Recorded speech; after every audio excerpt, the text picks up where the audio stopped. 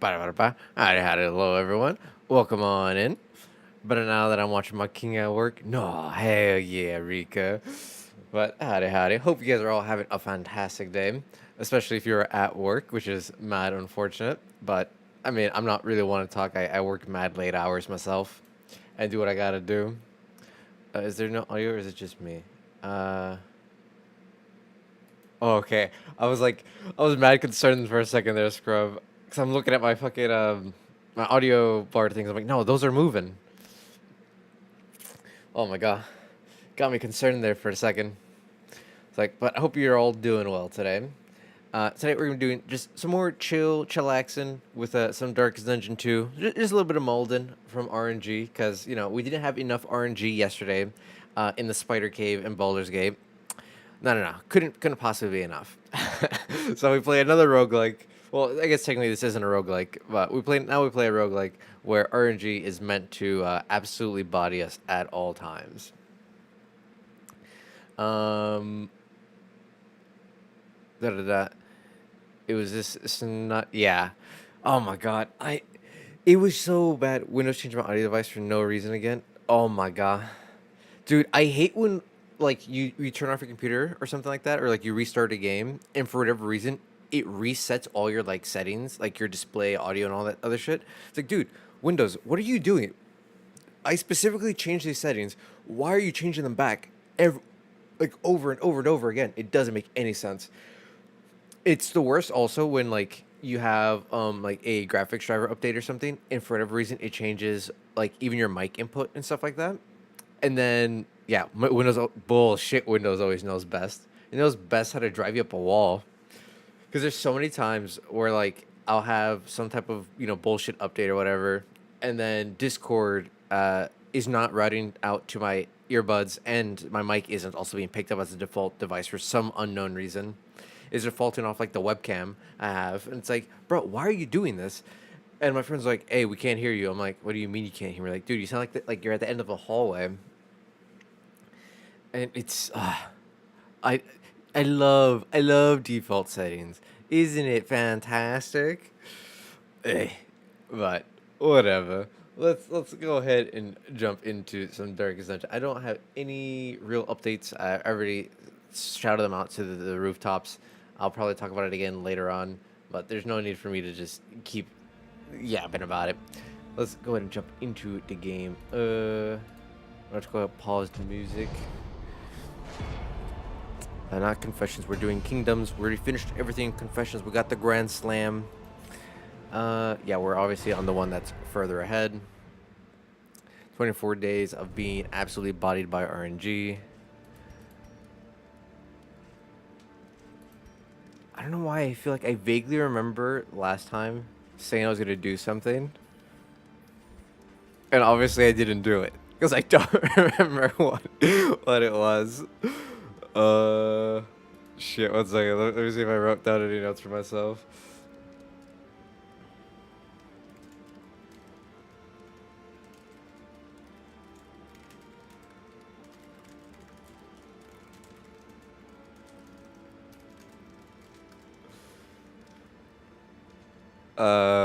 Yeah, no notes, unfortunately.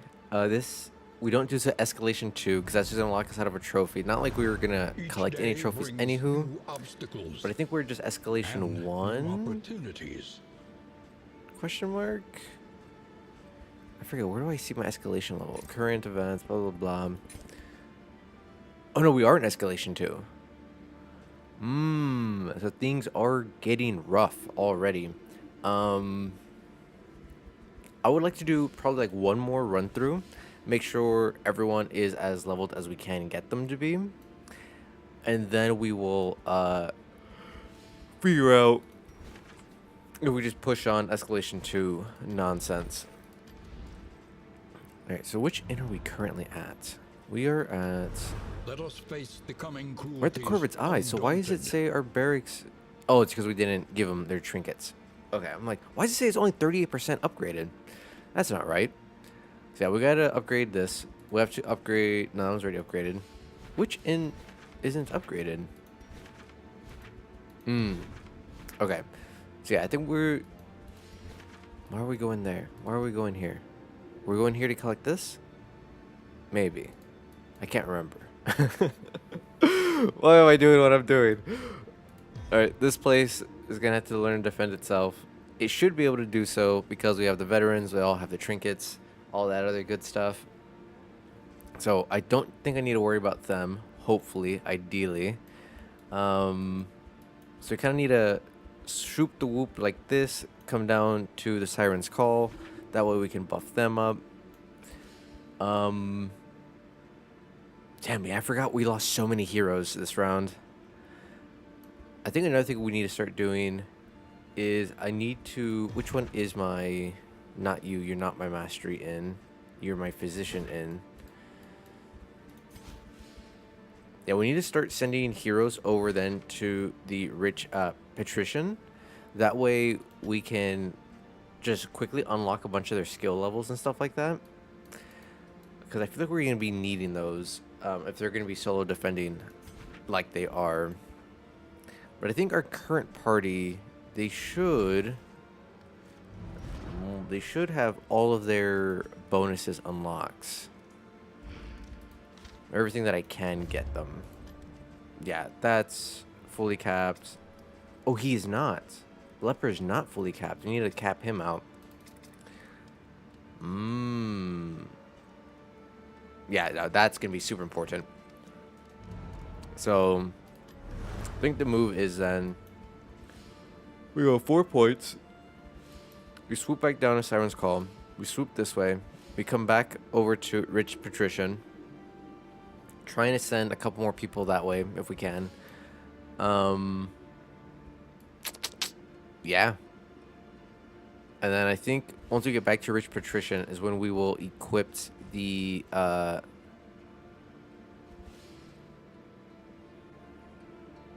maybe once we get to Siren's Call, we'll equip the trophy. That way we can progress to the next stage of the quest, because I think we are right there on the cusp of we're right there on the cusp of being able to unlock the next boss. Once we equipped in Escalation 2 or higher to progress. Yeah, and we're already at Escalation 2. We're about to hit Escalation 3, I think. So yeah, we need to kind of speed this along and get ready. The roads are rife with peril. Got Flapjacks, Nordic in.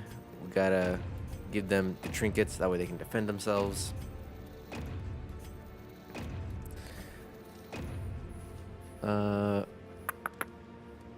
You know what? Let's do this also. We used a whole bunch of resources, but hopefully that does not come to bite us in the ass. I think all our relations are decent. Yeah. We have 3 positive, 3... Yeah, okay. We have positive relations across the board. Nothing like a little bit of whiskey, though, just to make sure everyone is absolutely dandy. Come on. Feed everyone their flapjacks. Bonnie, feed her. Get that out of here. We have 25, 10, 35, 25. Yeah, okay, let's go ahead and... Oh, necrophobic. You ratatouille. Alright, we cure up a lot of Dizzy's fatigue then.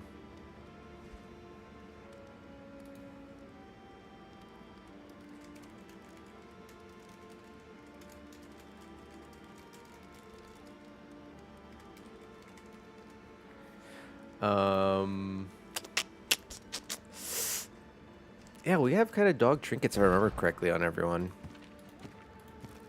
Yeah, not the best, which is mad unfortunate. I don't think we rolled kind of dog stinky RNG across the board this entire route.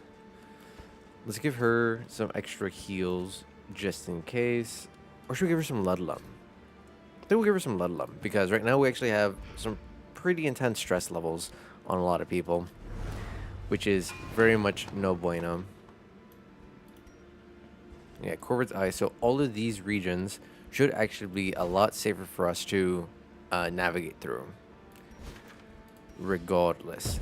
Let's So yeah, we're The set path tainted over there. crop continues to I spread don't think we its need to do tendrils of anything with rot moving and pestilence. what little heroes we have left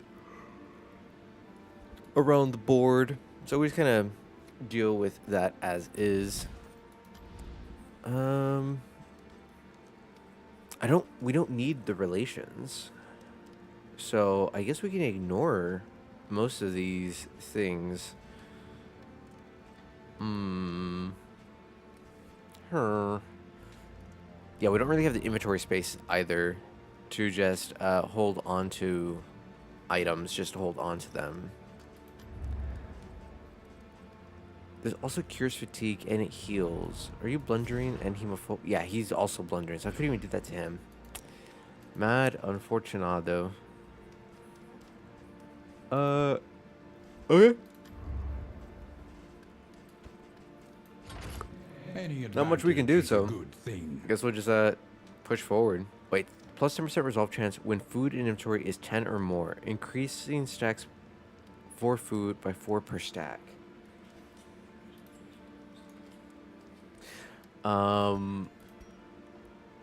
With the flapjacks, we get a stack of 4 flapjacks. This actually makes us more space efficient.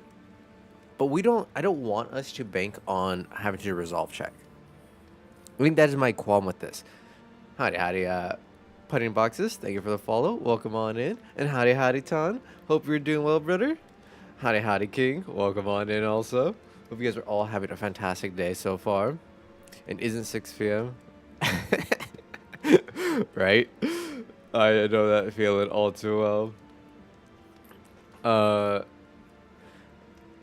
By the way, Todd, let Egg know. I hope her 24-hour stream is going well. I have been lurking in there throughout the day. Seems like she's doing well. I think she might have just came back from the break. Yeah. But I know she just went on a little break earlier. After playing some Balatro. But hope you guys are having a fantastic day over there. Good luck on the run. Thank you, Puddin'.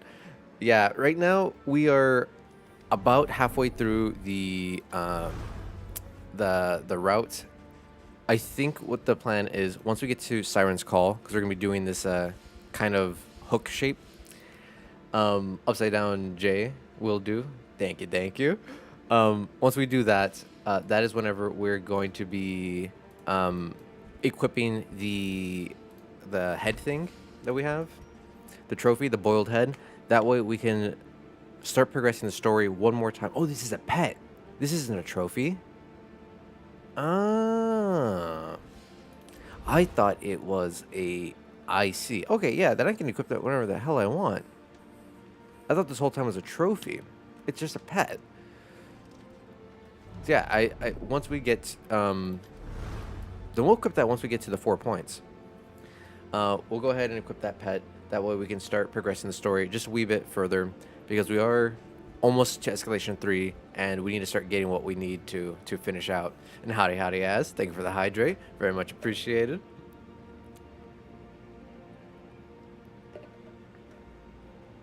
All right. So I think in-wise we are as prepared as we can be. Mastery skills, I think I have all the skills I want to have on every character, except for maybe I generally don't know what I want to build on good old Baldwin, but I'm gonna hope that what we have on him is good enough, because unlike in Darkest One, I feel like we have so many more skills that are a little bit more situational in Darkest 2, which makes it a little bit harder to just be like, yes, I can just constantly blind pick these same 5 skills over and over and over, especially because they keep like doing balance changes on a lot of the heroes that I'm more familiar with, which kind of sucks. But alrighty, let's push forward. Just one last double check. Yeah, I think we hold on to the food barrels just for now, but we know that's probably gonna be like one of the first times we toss if we run out of inventory spaces. You got this easy run. I'm hoping. It's been a little rough. We've lost pretty much like every extra healer and every extra tank available to us in this playthrough. So we really gotta make these guys last, because if we lose the leper also. Wait, why is he diseased? Mmm. We gotta cure that disease off him. Also, I'm loving the real suit. Yes! Oh my god, Rika. Yes, yes, yes. I'm so glad you're liking it. I forgot that you said you were going to start that. Oh man. I definitely want to talk to you about that at some point and get your opinions and your thoughts on it, because I've reread it so many times and I absolutely love it every reread. And continuous balancing is gonna be such a pain. I think was the Dragon Ball fighting game or another popular one where they constantly kept trying to do balance changes. Oh my god. That's actually I think that's like even worse in a fighter game, because if you are like trying to main or learn like one specific champion or fighter and then they completely nerf the hell out of them or change them significantly, then it's like cool. There goes, you know, a whole week of practice. You're just gone, or however long you've been grinding away. But assistance encounters are kind of stinky. Don't really give a shit about them. I do want the fights though. That's my issue. It's like I want these fights, but I don't care at all about the the assistance encounters themselves. So I think we will go this route because we could potentially get some supplies.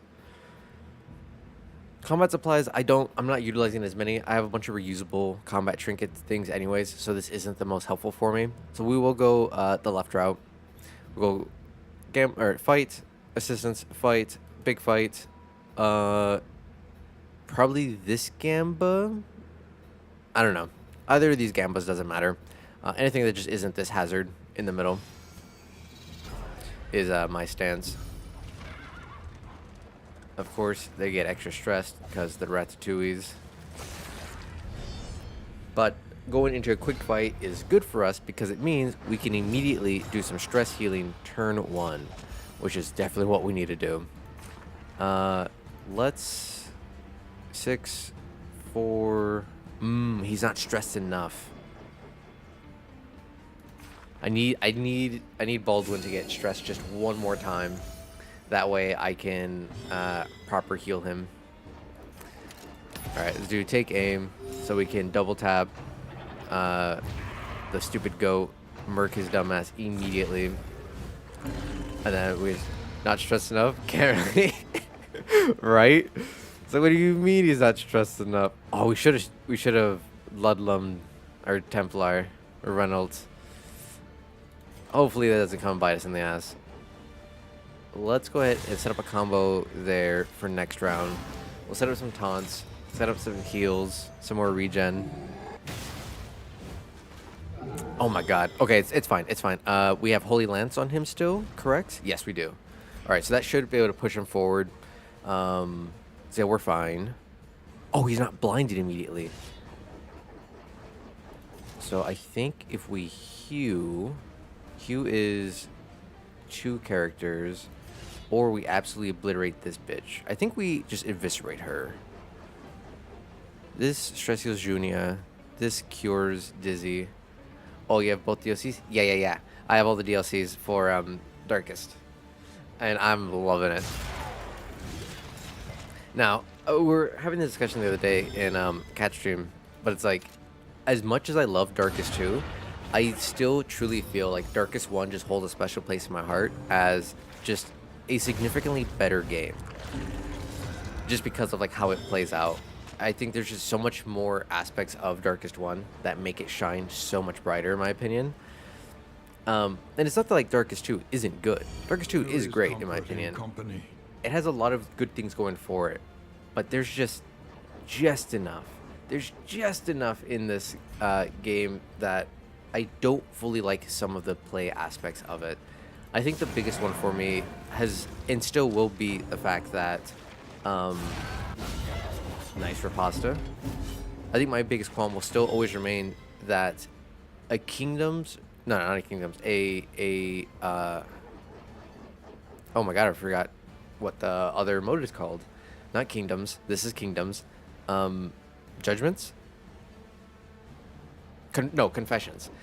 A confessions run guaranteed takes like 2 to 3 hours. It is a guaranteed lock-in. You have only 4 heroes. You can't change at all. You have to just muddle your way through, and you're locked in with them for the entire run. And you can't just do any confession boss in whatever order you want. because the bonuses you get for defeating one confession at the end is so game changing in terms of like the power creep for those heroes that it's ridiculous that if you have any hero die, between like confessions 1 and 3, and you try to continue on to 4, you have to bring in either the same hero that died, but now they have like 3 less buffs, and it makes it feel really shitty that you had to like constantly redo confession 1, 2, 3, 1, 2, 3, essentially with every single champion and every single combo, just to be able to like effectively play the higher ones. Howdy BP, welcome on in. Versus like in Darkest One, you can have like 30, I think it's either 30 or 24 different heroes on your roster, and you can just like run around with them and make any different party composition you want. And the only thing that's really limiting you is like what their level is. Like, oh, can they only do apprentice, veteran, or I there's the middle level. I forget what the middle level is called. I think veteran's the highest. But it's like, yeah, are they doing the easy, medium, or hard dungeons? And again, it's little gripes. I have a bunch of little gripes with games like these, and it's not like I have them just because I want to bitch and whine about the game, but it's because like I genuinely love the game and I want it to be so good. Like I feel like I complain about games often, but it's never because I'm like, oh, this game is absolute dog ass, I hate it, because of all these things. It's like, no, it's like I love this game, and because I love it, I want it to be better.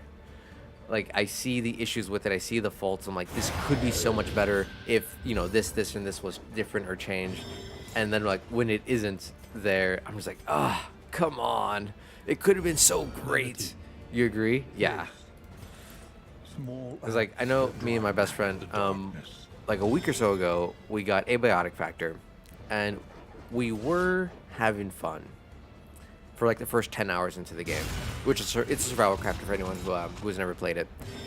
And me and him love survival crafters. We play the absolute living hell out of them, and we were having fun for the first 10 hours, and then we got to, I wouldn't even say mid game, because when we look at like the actual progression of the game, we're nowhere near mid game. We were like maybe 30% through the game, and you just hit such a hard wall in the game in terms of progression, in terms of the gear, in terms of like the resources available to you, in terms of the fact that the game does not explain half the features that would make it easier or like less painful to like actually navigate through.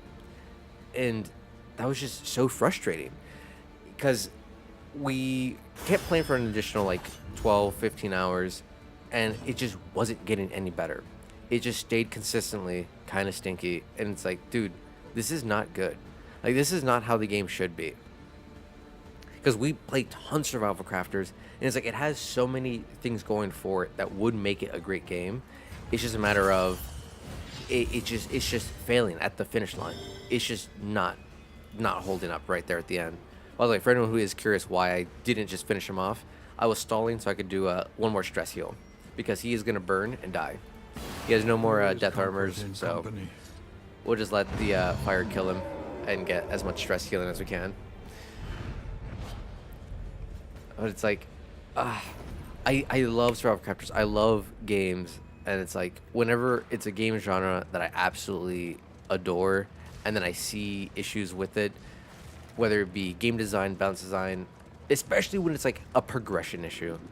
It's like, why is your progression feel so bad? Why does it feel so chorey? It just makes you not want to play anymore. Or worse yet, whenever like the weapons you get in the game do not match up with like the level of effort you have to put into it. Like the guns are absolutely atrocious. They do almost no damage. Ammo is damn near impossible to get. They break so quickly, and the material you need to fix them is not necessarily rare, but it requires you to spend so much more durability on other weapons to get it, so you can repair the gun that's still shitty, that you still don't have ammo for. It's just like cascades. It's like, this is bad, and because this is bad, this other part's bad, because this other part's bad, and it's just like, it snowballed, and it was not a pleasant experience. We ended up dropping it, which sucks even more, because apparently the full release of the game comes out in like 2 days. It's like, they're not fixing it. It's like the issues that we fundamentally have with the game are not going to be fixed. So, like, who cares? I don't want to lose flame just for in materials. I think I'd much rather get a stagecoach item and hope we get like SA gear.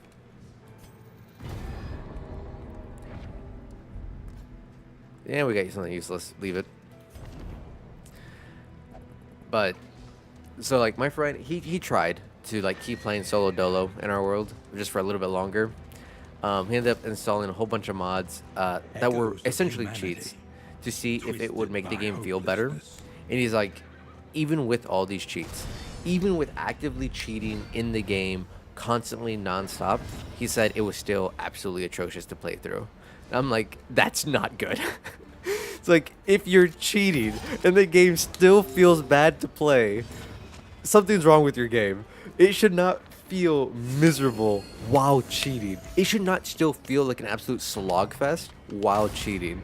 And he was like, yeah, he turned like all the base world settings, so the enemies do, I think he said like 30% less damage or something like that. And yeah, they do like 30% less damage, and words. And he, howdy Annie. I don't know. He messed with the difficulty sliders to like reduce the damage taken and stuff like that. And even with like a 30% like damage reduction, he was still getting absolutely bodied. He was saying like things are still almost one tapping him. It's like, dude, that's so atrocious. Why? It's like, why is the game working like that? Which again, it's just like, it's just bad game design. Your game design should not be so abysmal that even with cheating, it feels terrible. Can I be directly targeted by most enemy skills? Come into the light, you rat bastard.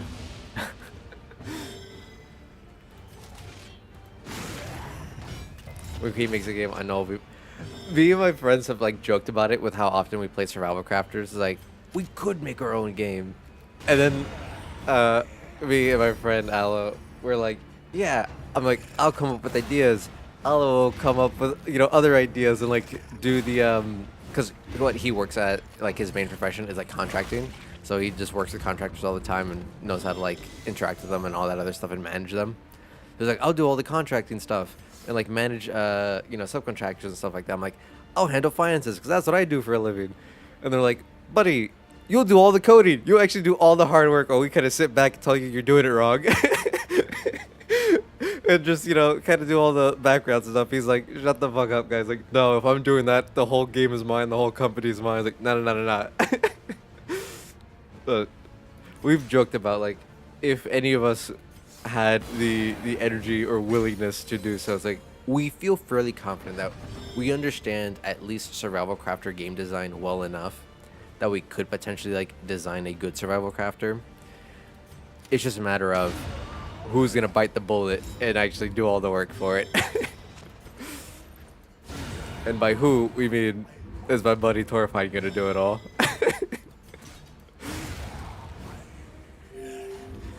Because I'm not the best at coding, and neither is my friend Aloe. In this weighty gloom, a I think we have enough to blood. But this should be actually good. We can give that to Plague Doctor, so we'll hold on to that.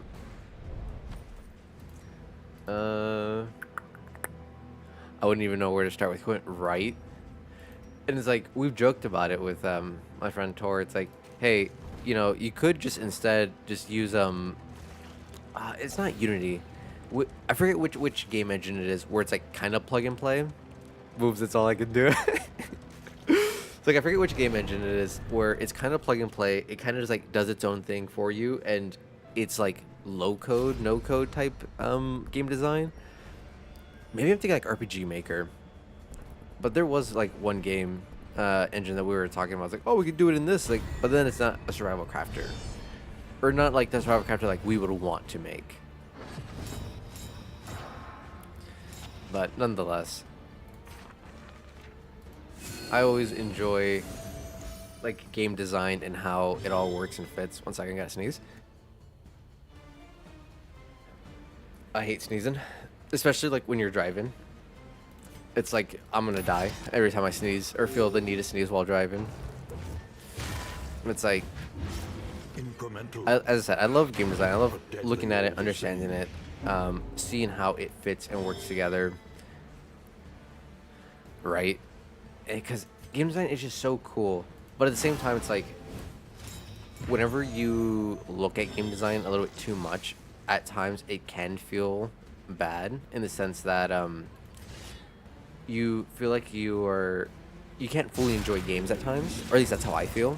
Because like when I was going through Dead Space, for example, I didn't. Well, I thought the game was kind of meh to begin with, but excluding the meh feeling that I had with the game, it felt a little wonky. That because I understand like the tropes and the game design for horror games enough, anyways, that I was able to kind of go, all right, this zone, there's gonna be like this jump scare over here. Enemies are gonna pop like in these corners without even having played the game before. Like first blind playthrough. The last time I ever saw the game played was, you know, back in middle school, or like the speed run from disc like 5-6 years ago, at the earliest.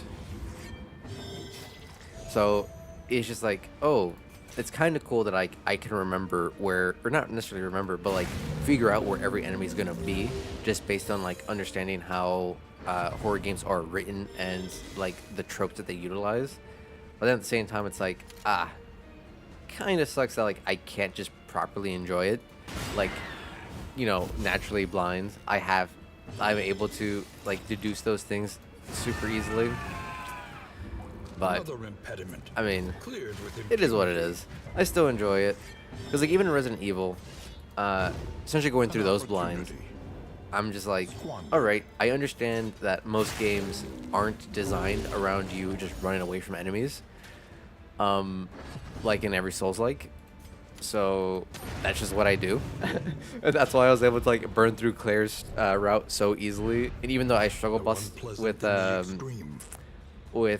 Leon's, I still did fairly well. Gain 1 hit, heal. Hint of home. Interesting. Alright, we don't pick up the blood. I don't think we take that either.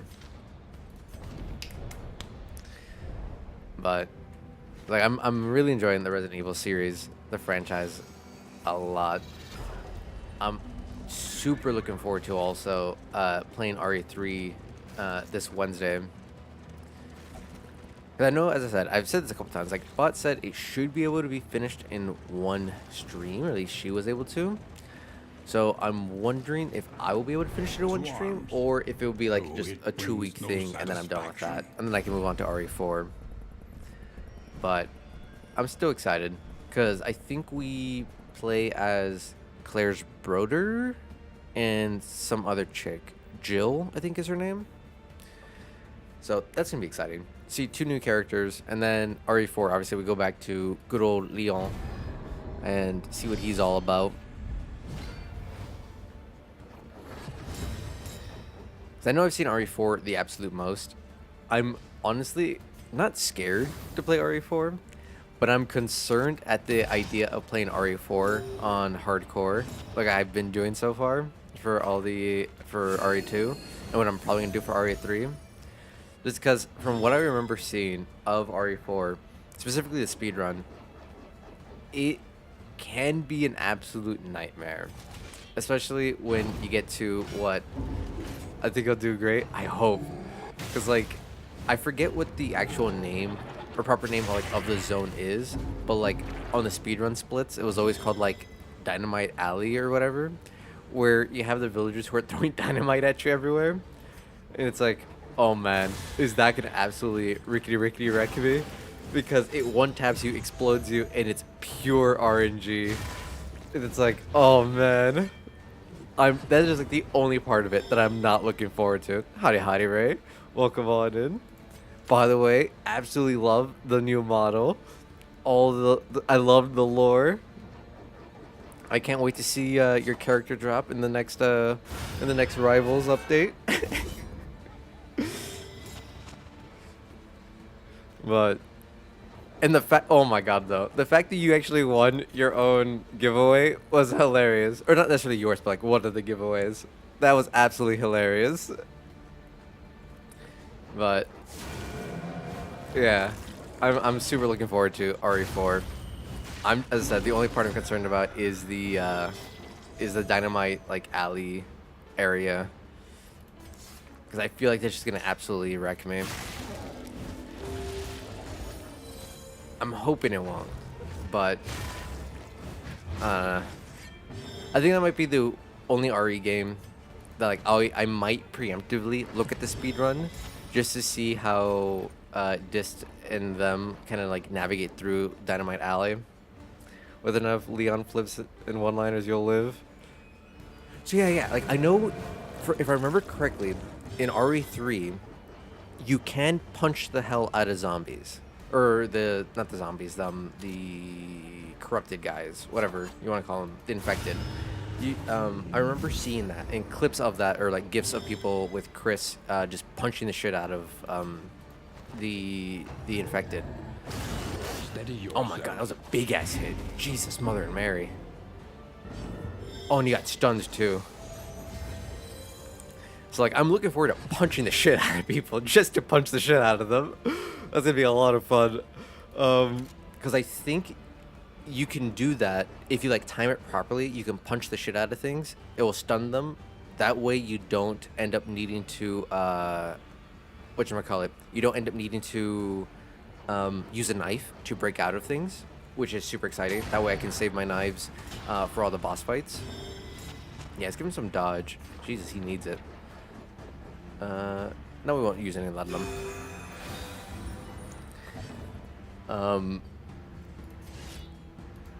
So like, I'm looking forward to that, and I think in RE4, from what I remember of the speedrun there, you can parry like the throwables, like whenever the villagers or whatever are throwing like the axes at you, you can actually parry that. Or if you're, you know, cracked aim god gamer, then you can just shoot the axes out of the air.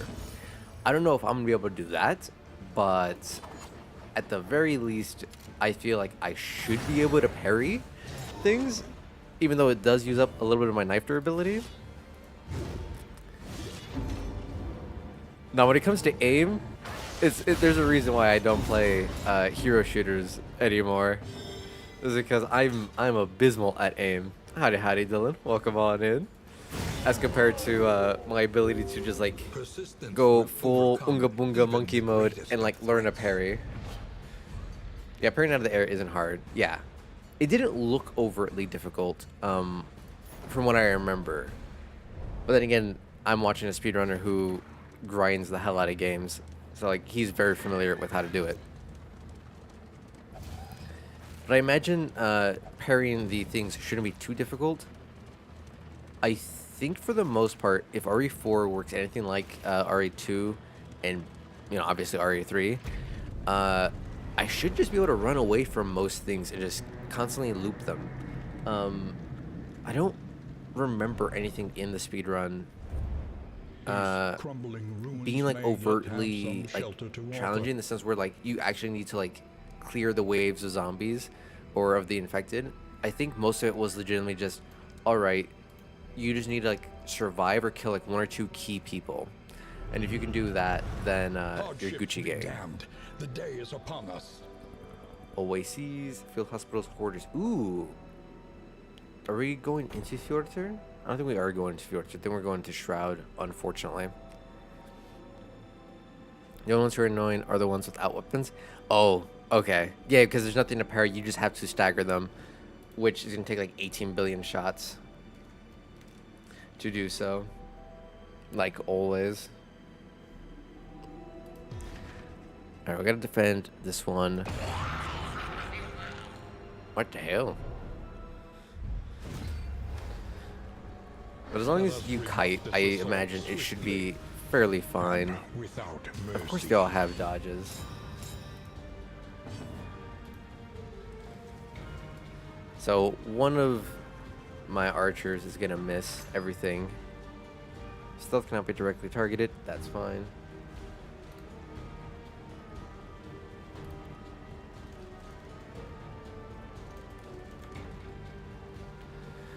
That's fine. We just AoE blast them. And yeah, thank you, Regan, for the gift sub over to Ray. Do appreciate that. I do appreciate that.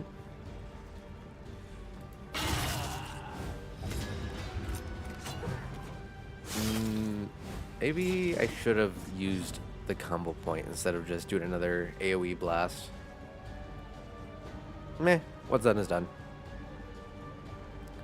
Target stun if they are... we can at least stun this person. No, it's daze. It's not stun. Damn. Alright, we do this. Oh my god, he got blasted, so we have to heal him. Alright, one veteran will heal, the other one will take care of the cauldron. Yeah, you heal.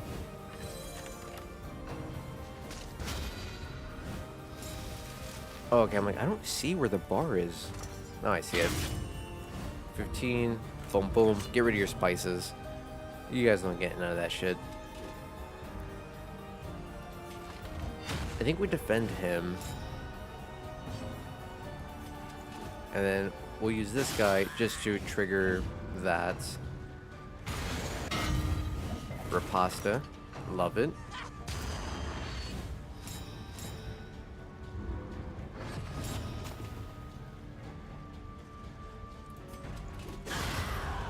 Yeah, we'll just keep doing the AoE blast here. But effective. Yep, Ripostas will take care of that. Yeah, let's do another one of these. That way we can get the Riposta train up again. We don't need a heal. Can we finish it off? Of course, 1 HP. It's like if we finish it off, that'd be great. So we'll finish it off with the next AoE blast in the back line.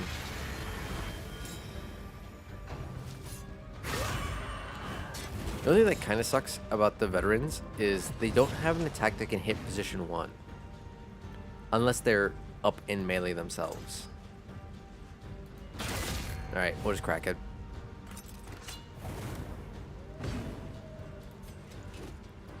Go ahead and do that. Get some Ripostas up. Finish them off. Because yeah, now they can't really do anything. Which kind of sucks, to say the least. But whatever. It is what it is. We just... Really? You're not going to hit the first two that have Riposta on them? You're going to focus on the back line? We can't do anything to you. That's just rude. Alright, we'll just hit the body. I probably should have healed. Let's heal. There we go. Get riposted for no damage. We have 2 more armor breaks. 1 more armor break.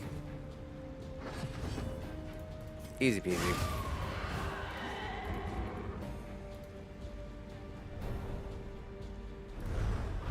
That's in.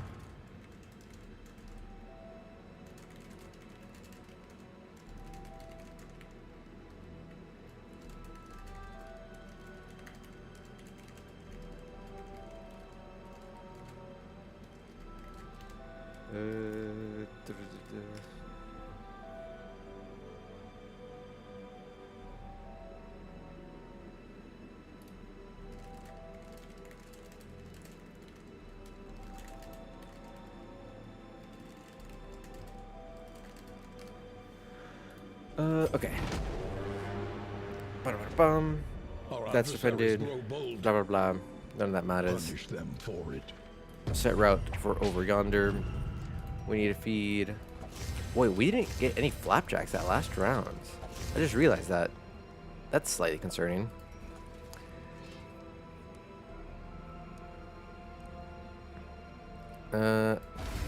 Okay, we'll do that. And of course, she becomes melophobic afterwards. Whatever. Yeah, I mean, not much we can do. We fed them all. Our cart should ideally make flapjacks in this next round or this next route, but who knows.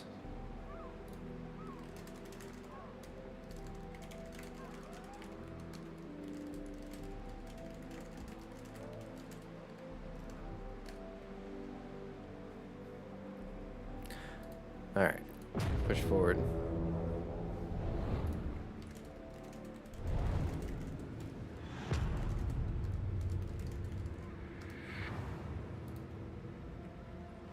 Propriety floats listless on the tide. Ooh, a hoarder. Grind in noxious So we can potentially buy some good degradation. trinkets there. Okay, so we need to go Gamba, Hoarder. Oh, we're missing out on so many fights by doing that route. So that's a lot of immaterials we're not getting. That's a lot of money we're not getting. I have a bunch of money, so it's not like I fully need it, but I'm greedy like that. I want to get more money. So yeah, we go Gamba, Hoarder, hope that he has some decent trinkets for us now that we can actually afford them. Or better yet, he has SA gear or the Shiregen's kit, I think it is, that lets me make healing items. That would be super good and allow us to essentially be able to make anything we need for free. Ooh. Or if we had distillery, so I can just get some last minute whiskeys and just ensure that the rest of the run is guaranteed good relations. Yeah, distillery, SA gear, or Shiregen kit. Those are the current ideals. What was this event? I think we go for the positive quirk guarantee. Slippery. Yeah. What's Slippery give her? Round start, 20% chance, win self HP is 75 or lower. Okay. A free dodge token, 20% of the When time, liberation is isn't too bad. exhausted, trust your instincts. We desperately need to get some flapjacks made, though. Don't know why we're not making any. We had like a small point in time where we're making like a metric butt ton, and now we're making none. I don't know. There we go. There we go. Slime mold, get the hell out of my inventory. We have flapjacks. We ain't feeding them none of that trash anymore. We definitely need to get... Ooh, stimmies. I love the stims. Ooh, wine barrel. Okay. We definitely buy the wine barrel. We will definitely buy the light, because we need that. Turn end. Ooh, okay. So we get a random token or 1 stress. 10% crit. Not necessary. 20% raw damage. Wait, let's look at the distillery. Yes. Okay. Free whiskey. Unfortunate that it's just free whiskey and not also SA gear, but free whiskey is going to be absolute godsend for the rest of the run. If we'd gotten that super early in the game, I think we wouldn't have lost a single hero, because we would have been able to maintain good relations super early, had a bunch of good bonuses right off the bat, and that would have been absolutely game-changing. They updated the stealth token. This whole time, I'm like, why does the stealth token look different? They updated it. It no longer is purple. I wonder if they did that so all the positive tokens are uniformly yellow and all the debuffs are uniformly blue, because it did feel weird that stealth token was purple. But wait, this is a lot smaller. There used to be like 25 billion tokens. Did they condense it? 1 second. Let me pick up the patch notes real quick. Why did they change things? Blah blah blah. Reduced. Okay. Memories. Blah blah blah. Okay, so they did do some balance patches recently. Okay, they nerfed some enemies.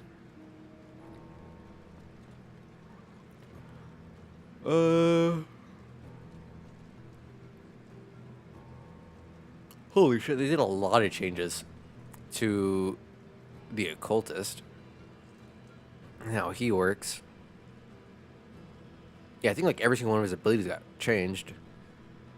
Yeah, every ability in every single path that is occultist. Well, occultist might as well just got a fucking overhaul. Jesus. Plague Doctor also essentially got an overhaul. I'm not reading that. I can't read.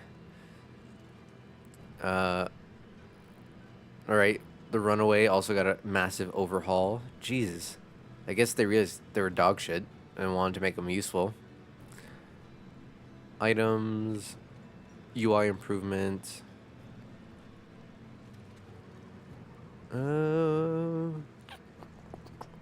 Certain tokens are now appeared will now appear depending on the context, such as hero. Oh, interesting.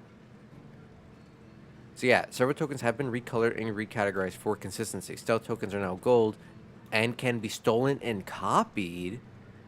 Ooh, I can steal, but if I can't target stealth creatures, how am I supposed to steal the stealth token?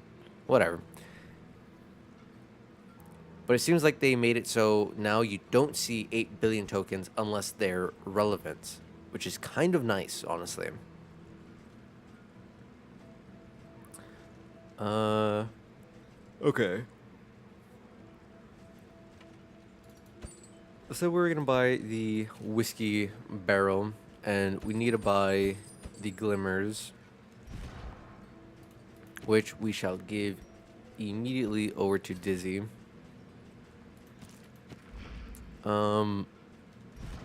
What is that? This is fine. Apply on crit. Yeah, I like that. This is only to range skills. We could straight up replace that so it's just raw 20% extra damage.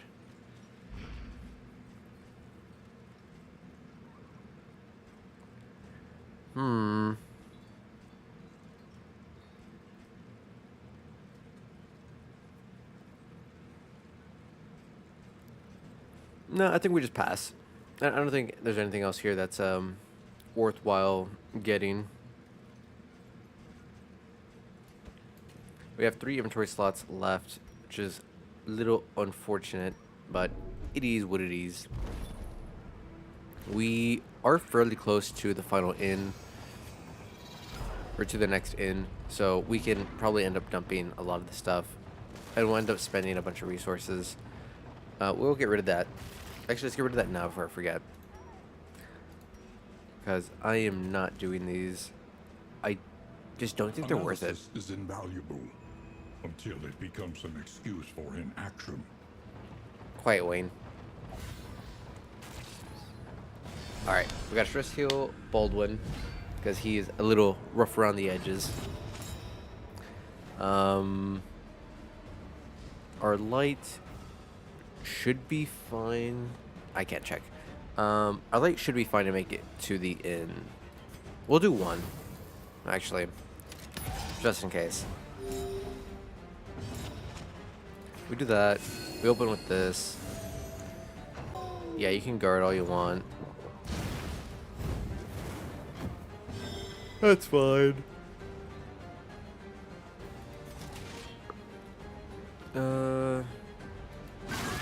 Nice. We hit. We're still blind, but that's fine.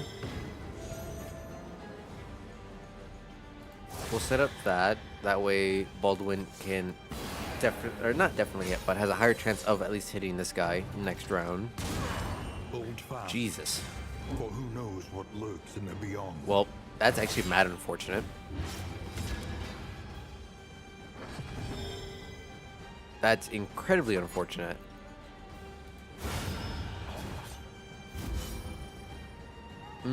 Yes, because Baldwin is stuck in position, too.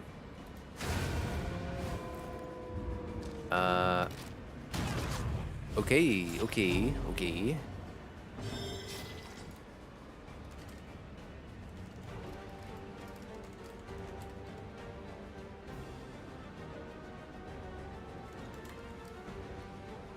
1 second.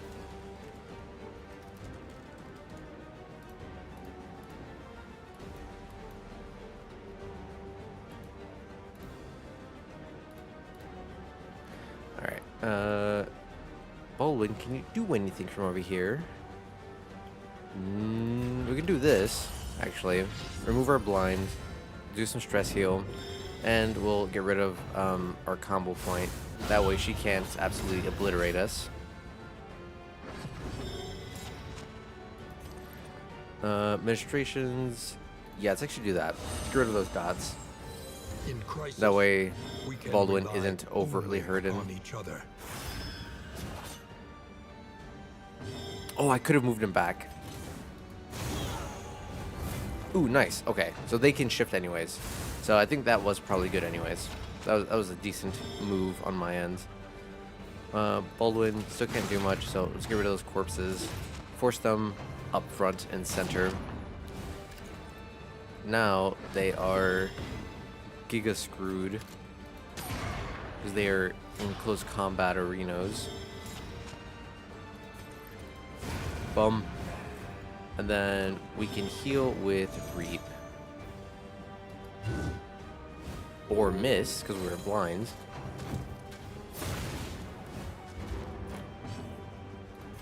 Bruh. The active moving back one slot was going to save you. One less obstacle in our path. Hold on a second.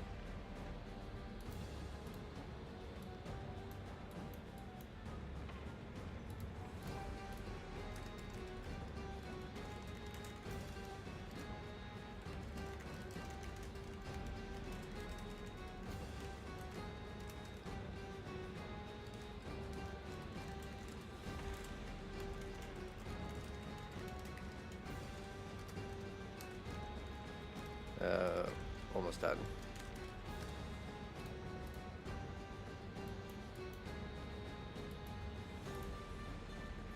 All right. We don't even bother picking this up. That's absolute trash. We're just gonna toss it anyways. So, might as well just not even get it to begin with. Ooh, field hospital. Ooh, that's actually really good for us. Because now we can go ahead and cure the 2 diseases right off the bat. And I think field hospital also will let us cure some fatigue. So we can cure Reynolds of a little bit of his fatigue. Assuming it isn't too expenny for us. But yeah, the rot, get rid of that shit. That, get rid of that. Oh, it costs... Oh, dude, it costs baubles. Who cares? I have 8 billion of those. No more fatigue. Okay, now we chill. Now we chill. That saves us a bunch of inventory and everything else. Melophobic. Do we get rid of that? It's bad, but I don't think it's so bad that I need to get rid of it ASAP.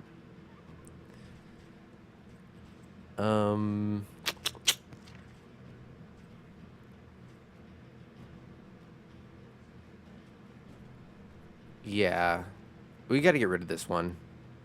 This one's been pissing me off. Even the worst habits can be overcome. It does suck that we did just absolutely burn through a bunch of our money, though, to do all that. That does hurt me.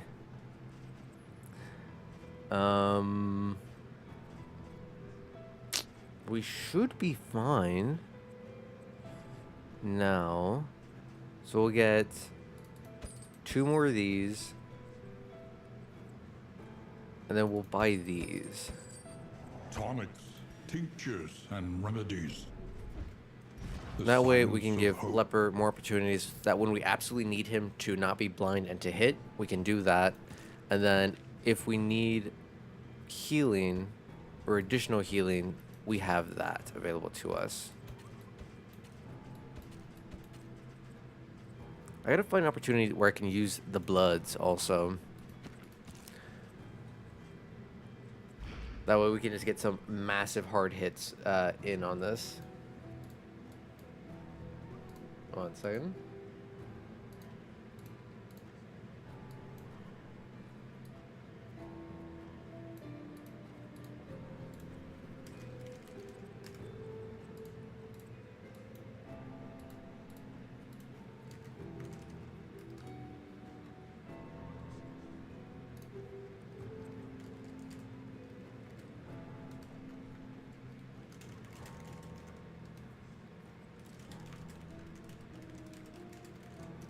Oh, that's sad.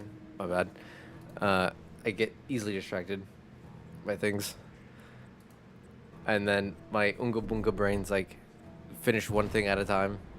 It was like, because I was distracted by that, it's like, just finish that first. Because that has a more definite endpoint. Then we only made one set of flapjacks. Ideally, we get one more proc before we hit the inn. But luckily, we won't need to buy any whiskey anymore because we should just start producing ourselves. So that should save a wee bit of additional money moving forward, even though we just spent a metric butt ton of it. A hot meal and a sound Shooting sleep. against the yeah. Tonic for the weary soul. And we got a bunch of free resources. Blah. Alright, let's go ahead and defend this.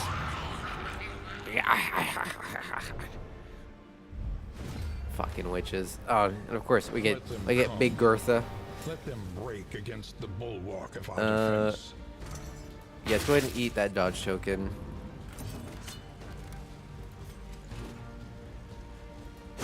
Let's eat these dodge tokens. Ooh, actually, we might be able to just straight up break this. We can break this like round 1. That could be a very nice way to start off. Oh, so we have bounty under here. Okay, almost destroyed it. Okay, that's fine. We finished it off with an AoE blast that we kept in store.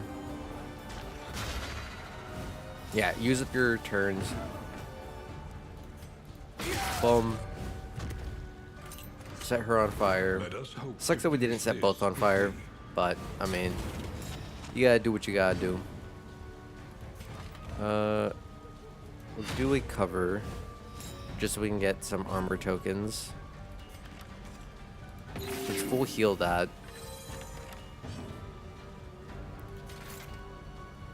An opportunity Unfortunate. squandered. Yeah, we'll let the 2 archers focus on Bertha in the back while we have Bounty Hunter and our front dude take care of this. Yeah. Come on, keep hitting that quarrel. Smack the. Ooh, that was a big hit on Bounty.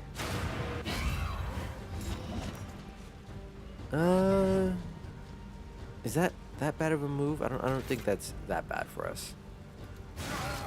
We low rolled that still, brother. Yeah, let's hit a cover. Think again. Okay, this does move me back 1. We do that. Heal up. Ouch. We definitely need to heal Bounty. We can't let him die too. Of course. Heal up. This road cannot be walked alone. Oh, because Big Bertha is also technically in rank 2. That's why the AoE blast is still able to hit. That's actually kind of nice that it works that way.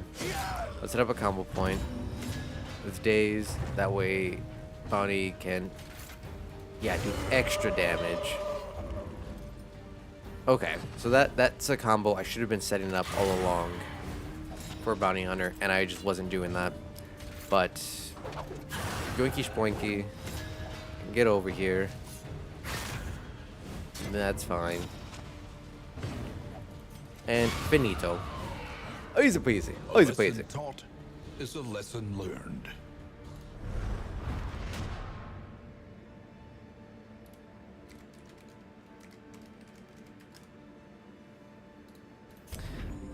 Free mastery, they heal, NBD, big resources.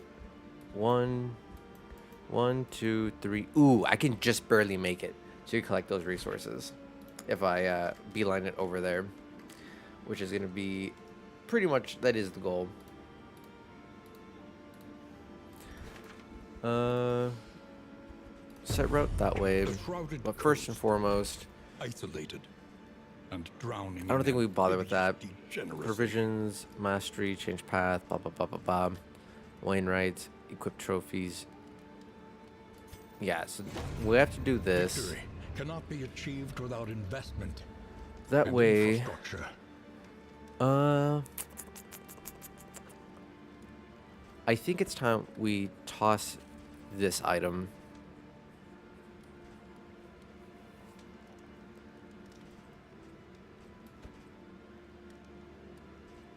No, we toss that one. Experimentation. But while we're here, we get rid of Your that. academic instincts Bottle case. serve you well.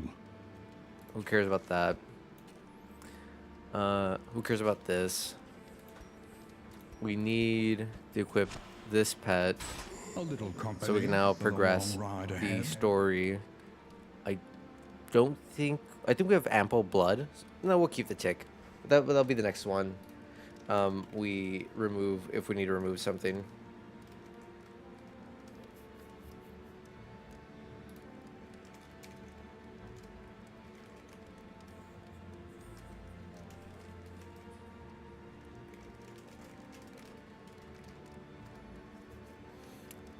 Let's see. Oh yes, we have Plague Doctor trinkets. We need to give them. Hello, Plage. You have trash. Here's slightly less trash. God, yeah, we just have abysmal trinkets. All right, toss those two because those are flaming garbo. All right, let's get Renault back.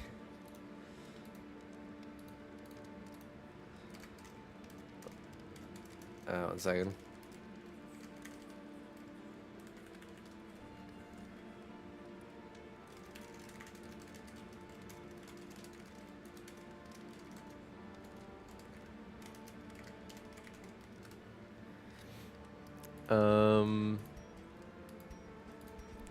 Obviously, we give everyone their flapjacks.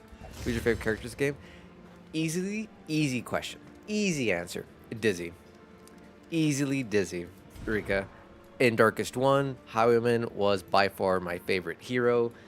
He was almost always in every single party comp I ever utilized. By far, bar none. Heads and shoulders, Dizzy. After In Darkest 2, I would say my second favorite hero would probably be Flagellant, or Damien is his name. Just because how absolutely crazy bonkers broken he is at being damn near unkillable if you have like the appropriate skills and can like set him up properly, which is just super crazy good. I think in Darkest 1, my second favorite would probably be either... Part of me wanted to say Shieldbreaker, but I don't like Shieldbreaker in a lot of party comps, except for like very specific ones. So I think after Dizzy in Darkest 1, my second favorite is Occultist, just because I love Gamba heals. I love the high highs and the low lows of like that random like 80 heal crit, or like that 0 heal crit, and you know it bleeds my party, and I'm just like absolute distraught. No. Yes, I won't deny. But I'm only a gambling addict with fake money, with fake things, with nothing truly on the line. When it comes to like IRL gambling, I am actually very, very responsible. I set myself a limit. Like last time I went to Vegas, I set a limit of like $300, burned through the 300, got down to like 50, won up to like 400, lost the last 100 on the last day, so I ended up like breaking even, like my entire like week in Vegas. And it's like, to me, that is the proper way to play. If you're gonna gamble IRL, you set yourself a limit. You go, I'm willing to lose X amount of money. You pull that money, and that's it. You never pull money again. You don't chase anything. If you start winning, you start winning. If you start losing, you lose. If you run out, you're done. Like, period. Don't ever pull more. What I was doing though was like, when I finally made profits, once I made over my 300, I put my original 300 away. I'm like, cool. I'm no longer playing with that money. I'm only playing with the profits. So that's why I broke even at the end of the trip. So I'm like, ain't no way I'm losing real money. gambling. But when it comes like Twitch gambling, when it comes to like in-game RNG stuff like that, hey yo, I'm always taking the gamba route. I don't care about my Twitch points. I will literally run those into the ground. It is something I was complaining about the other day with one of my friends. It still kills me that I think it was like 2 or 3 years ago, they changed how Twitch Gamba works, where they capped out how many points you can actually gamble with to 250,000. Before then, you could straight up gamble with however many you want, and it would be the greatest thing in the world because I would just swing votes all the time in this stream, where I'd be like, all right, cool, everyone's putting like collectively 500,000 or something like on yes. I'm like, nah, fuck that. Here's 500,000 on no by myself. Like, it is what it is. I burn these points. I win, I lose, it doesn't matter. And I would just go hammy Sammy. But now you're capped at 250,000, which kind of sucks because it's like I can't lose enough to actually go under like 2 million points that I have with it because I win just enough times that I'm constantly going like net positive. But it's like, it still feels good to get like, you know, a good win. But like, or even when I'm watching Insem and he's doing Ghost Casino gambling with Phasmo, it's like, all right, I can cap out, you know, put in 250,000. It is what it is. If I win big, I can win, you know, like maybe 500,000 back. But it's like, I don't know. I like big number. I like big number. I like the big win, the big loss. I like chasing that rush when it's, again, fake money. But when it's real money, ain't no way you catching me doing anything stupid and foolish with my money. I'm very, very much a dragon when it comes to my real money. The thrill, yes, it is everything I love about gambling with zero risks. Because it's like, oh no, what did I lose? I lost the fact that I was already going to watch these streamers anyways because I enjoy them. Whatever. Like, I'm still going to be here. There's nothing truly lost. Looks at my commission backlog. That's not gambling. It's not gambling, cat, but howdy.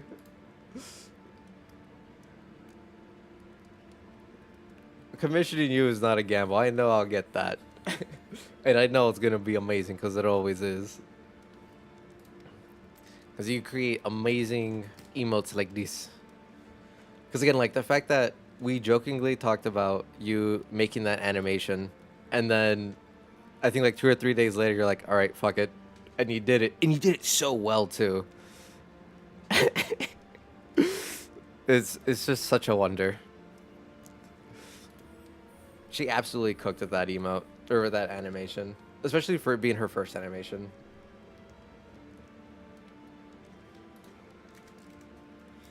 One second.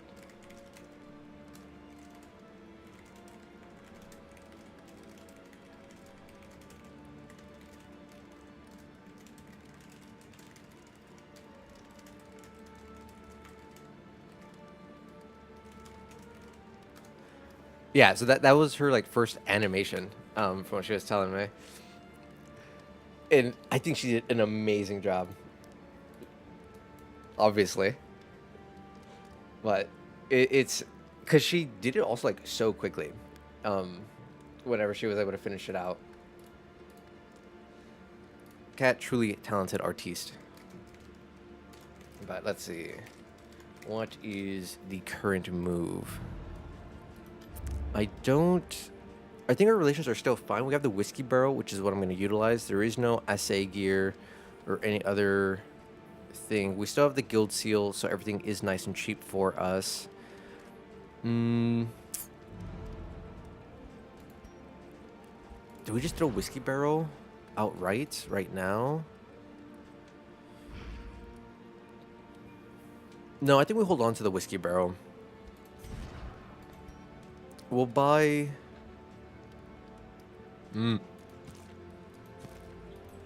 Okay. We do a little bit of RNG cheese. We'll throw out whiskey barrel, see if it's good. If it's not good, then we redo it. We buy one whiskey, and we try to reset the RNG. Beautiful. Bad. All right, now reset it. Exit to main menu.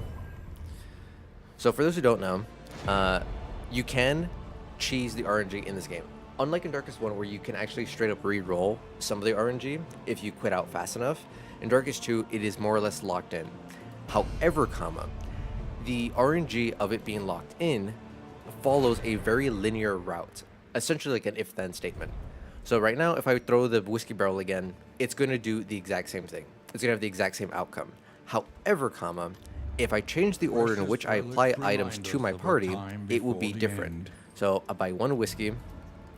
So if we remember at the end, Dizzy Baldwin had a negative relation and Junia Baldwin had a negative relation of -2.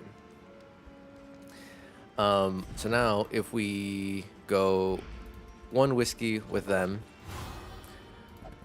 and then we throw this, it should, see, now the RNG is different and everyone had a different outcome. Now it's just a matter of, was this outcome better or worse for me? It wasn't great, honestly. Yes. And it'll actually change. Now, from my testing, it does seem like, so if this time I threw one whiskey on Reynolds Jr., next time I can't throw a whiskey on Reynolds Jr. again because this route is already mapped in the game. So if I just do straight whiskey or straight whiskey barrel, it'll have these two negative and these two negative. If I do it one whiskey here and then the whiskey barrel, it will still have the exact same result. So I now have to buy two whiskeys or do a whiskey on like Reynolds, Dizzy, Reynolds, Baldwin, something like that. I have to change the iteration by one, and then it will produce a new iteration for the RNG roll. And you can do that over and over and over, essentially, until you get the RNG that you want. The same is true for the assistance encounters. So if it's like, oh, if you do this assistance encounter, you can get a coach item, a stagecoach item. But you're like, oh, is this stagecoach item something good? You can roll it, get the stagecoach item, immediately quit out if you don't like what you got, and you can redo that decision knowing what the stagecoach item is guaranteed to be and pick something else, so on and so forth. So there's like ever so slight RNG cheeses that you can do. There's another one for confessions also. When you do the confessions memory, there is a way to reset that too. That way you can essentially keep re-rolling the memories until you get the perfect memories on each hero every single time. And it's, I think, like a 30-second setup only, which is kind of wacko crazy. So not as much cheese as you... It's not, in my opinion, as impactful cheese as you had in like Darkest 1, where there was a audio cue. Where there was an audio cue for whatever you virtue check. So you could know and immediately quit out right before, and always essentially guarantee positive virtue. Thank you for the stretch and hydrate, King.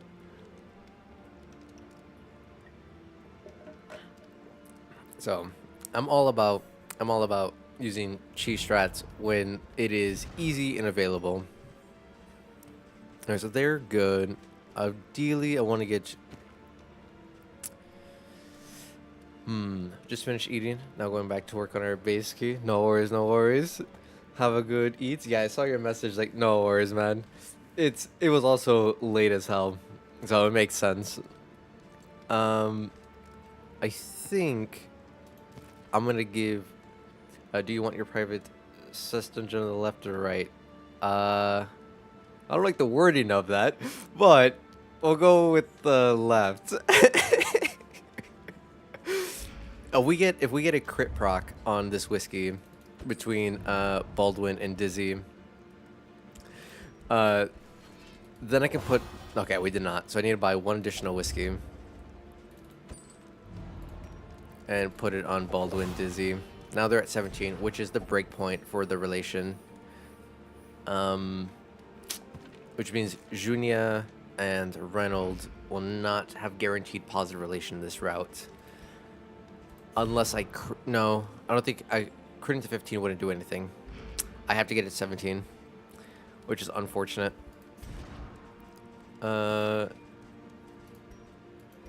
We don't really have much money anymore. We're keeping our in supplies.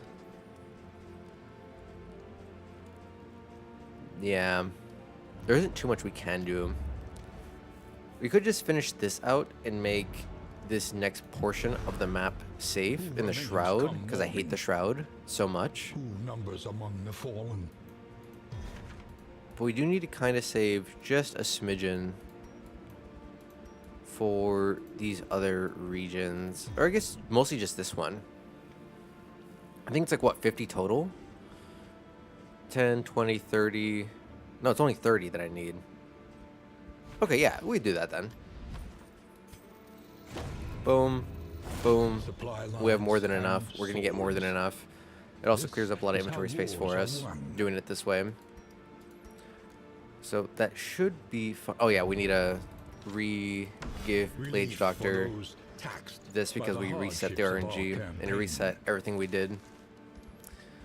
And then we get Reynolds back. Expertise and experience. This one will serve. Oh yeah. We also have to redo this. Here's another 20 down the drain. For tonight, at least. Boom. Accept. Oh, we bought those whiskeys not on discount. Damn it.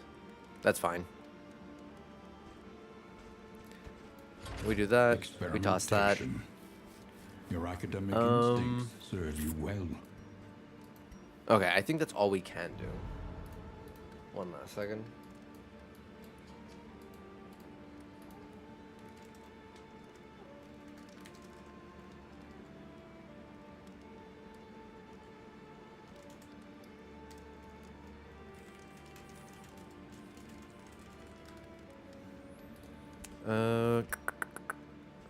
Let's see. Yeah, not much more we can do here. When it comes to the kingdom, I don't think there's a lot of maneuvering around of people that I want to do. Because it's not very safe to do so. We can move bounty here. No, we have to do it manually. We have to do it one at a time. Otherwise, he's going to be mad fatigued. So we move one, then we move one. And so that way, next time we go here, we are able to upgrade the hell out of a bunch of heroes all at once.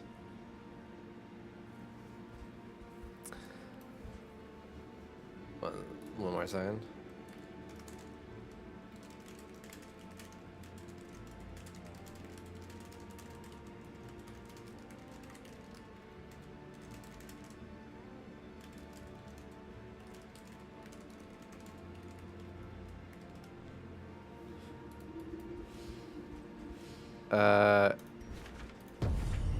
Yeah. Okay. Drowning in ambiguous Brain reset. 1 second. What was I doing? I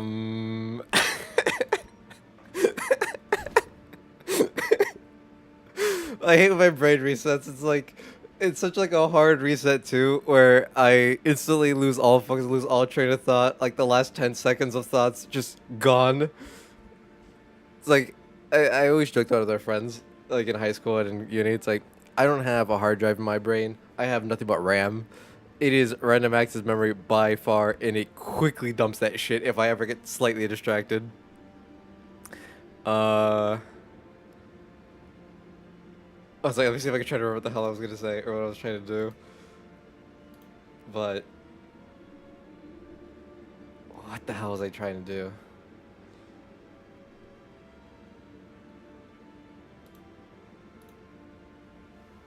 I can't remember. I honestly can't remember. I could have sworn. Oh yeah. I was saying I have to move these manually. Unfollowing. Oh my god. Why are you unfollowing? Because I hard reset my brain. Because I'm stupid. That's not nice. The barnacled timbers of the coastal villages are sodden with salt and secrets.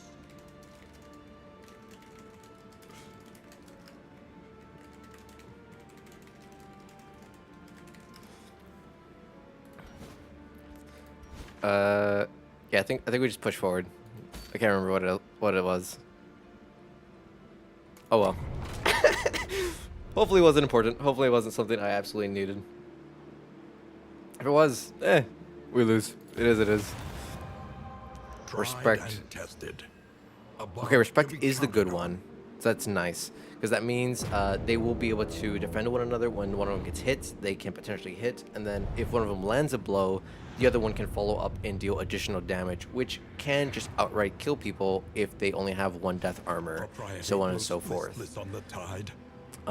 We are Grind in not doing the noxious lair. I degradation. absolutely detest the lair for the Shroud region. Okay, I want to do the fights. I want the money. So wait. Damn it! No, I can't. I can't guarantee. So it's one guaranteed fight or one guaranteed fight. Technically, I think this one has slightly better rewards than a road fight. So we do Gamba fight, Gamba, Hoarder, hope for assay gear, and then push forward, I think is the move.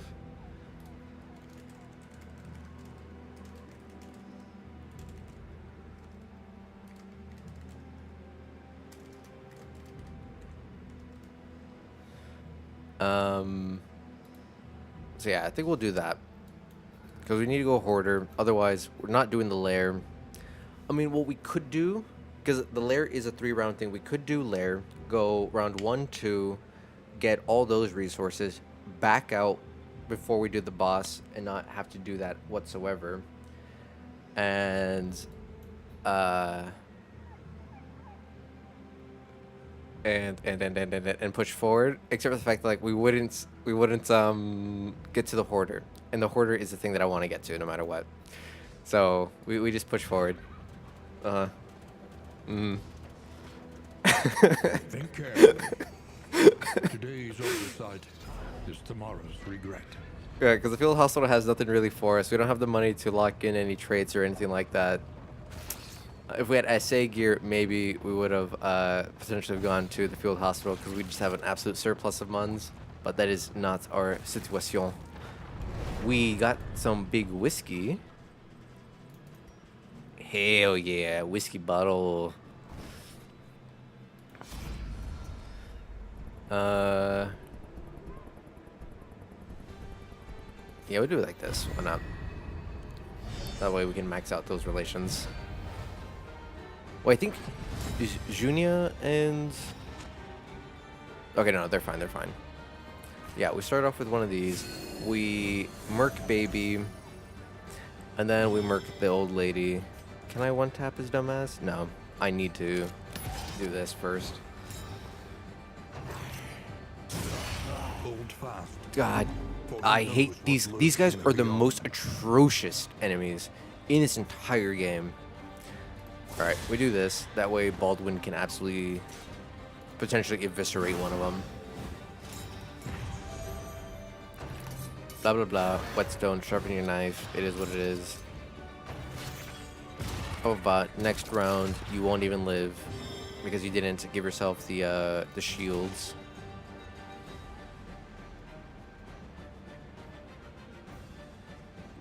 No, we go full eviscerate this. Are you kidding me? We low rolled the hell out of that. Miss loser. That's fine. We can heave ho, or no, we can heave ho. We can lance back forward. Oh wait, can I double tap from rank 2? Oh, thank God I can.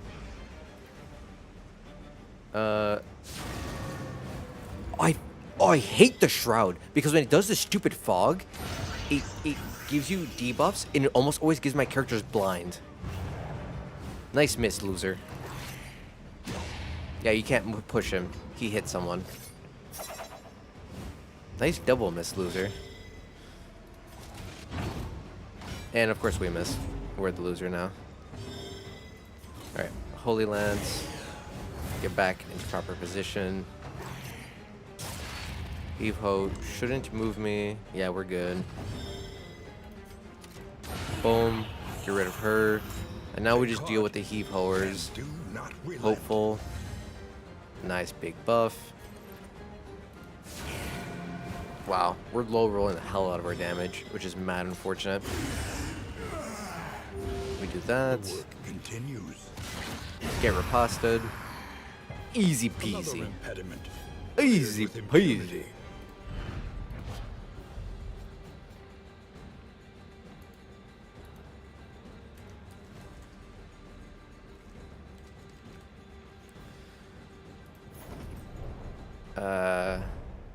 Yeah. All right. Yeah, now we go the left route. Our once familiar kingdom, a stranger need- to itself. Come on. Oh my god, we're missing everything. There we go. We need a flapjack prop. We need a... Damn, that's unfortunate. We need another whiskey proc. I think it's the blueprints item. Stagecoach item, which would also be really good because that would allow us to produce more, 2 more of each thing we produce, which could be very good. Oh, it's the blood. Combat item, we get more blood. Oh no, this is wine. Yeah, we get the wine. El vino.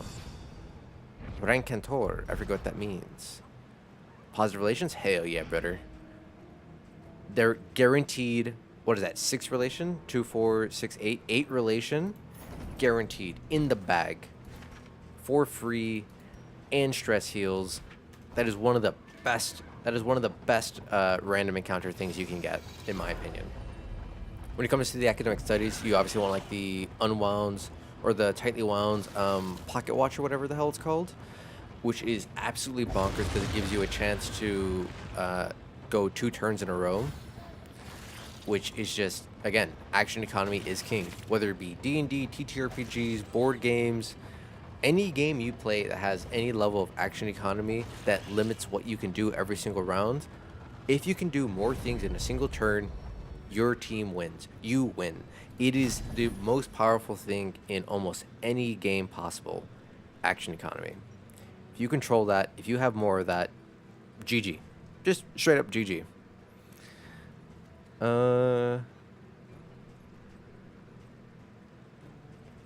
Meh.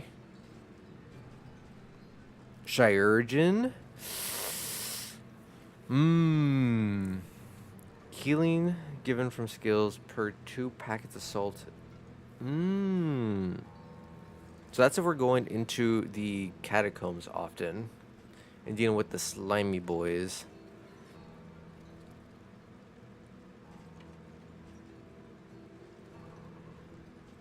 Do we get the Shiurgen? I think we do get the Shiurgen. And then we just pack up on the glimmers. That way we can just have a butt ton of healing items for free. Yeah, I think that's the move. It's a tough one. It's a tough decision. But I think that is the correct decision. That way we can freely, willy-nilly, just start using these healing items and not feel any level of... We can sell? Is this new? 1 second. I gotta look at the fucking patch notes. Sell. Control F. Oh my god, patch notes. Why don't you let me control F? Steam. Steam, please. I can... Is there a website? Darkest Dungeon 2 patch notes.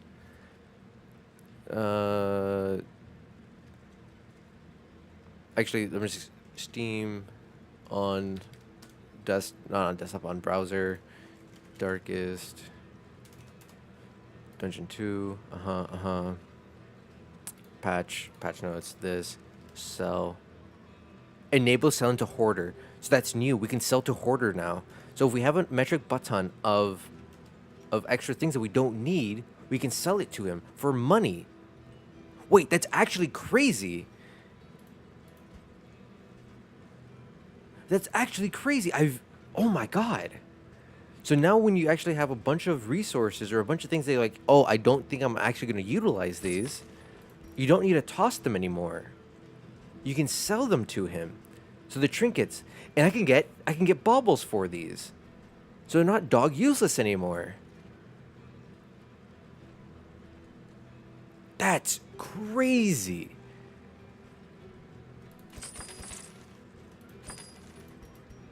So now I don't even have to worry about... Yeah, so instead of just tossing the food barrels later, like I originally was planning to do, I can sell them to him instead. And I can make money while getting rid of shit. That's actually... Oh my god, that changes so many things if I knew that. Because then it means... I think there was a couple times where like I might have been just shy of buying something from the hoarder, and I could have sold something to him instead, because I just ended up tossing shit anyways. Could I have sold the rumors to him also then? Was there no reason for me to toss those into the abyss when I could have just sold them to him for a little bit of money? Okay, whatever, that's fine. But that's actually crazy that we can sell to the hoarders now.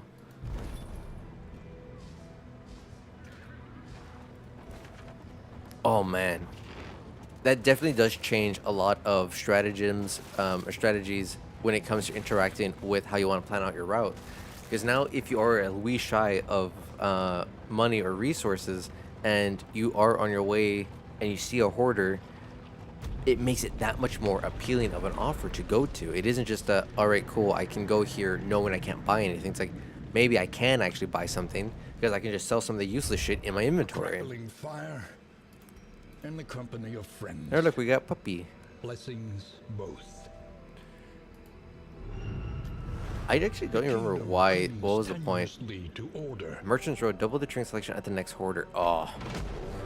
Maybe we could buy some actual good trinkets now. Destruction threatens us once more. Alright, what is my... Ah, hello. I was confused. Oh! Why do the relations all get terrible? Alright, let's go ahead and just have some wine and fix all that shit. Alright, one wine between these two. One wine between these two.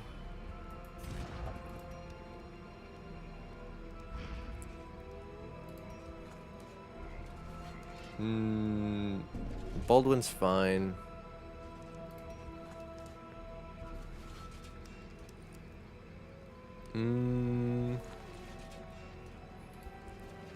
Yeah, we'll just do this wine again between these two. Like that. Let's repeat that.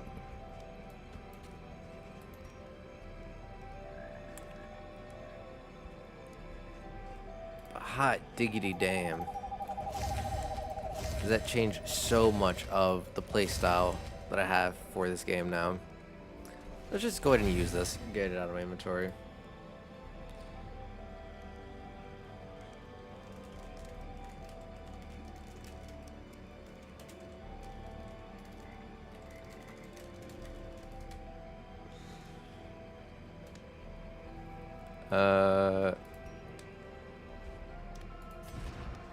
Yeah, okay. And then we need to send Bounty Hunter here manually. Moving alone in We're going hostile here. territory. Let us hope for their safe arrival. Or why does it keep saying there's something there?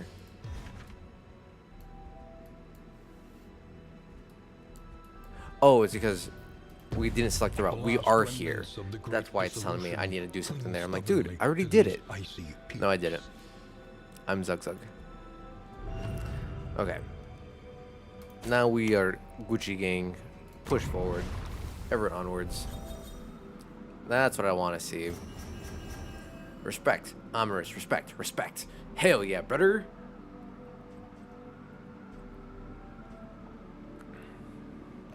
Hell yeah. Positive relationships make a world of difference in this game.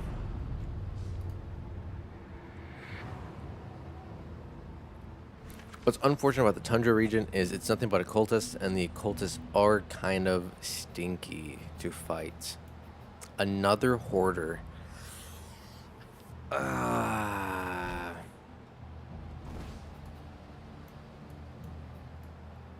Fuck it. We go to the hoarder. We break our last armor. We go to the hoarder, see what he has to sell for us. Nice. We got a fight. So we make a little bit extra money before we get to him. See if potentially he has assay gear, or he could just maybe actually sell us some good trinkets to utilize. I think he was in the region that had double hoarder trinket options, so this could be super mega giga good for us. No, we always take the fight. We need the money. Never not take fights. Always get money.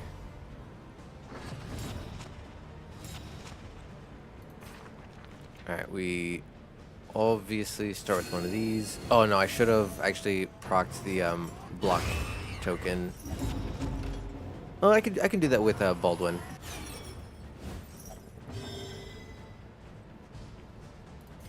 Let's just cap up the light real quick. We'll do a take aim. Give him a dodge. Beautiful. Flesh weave.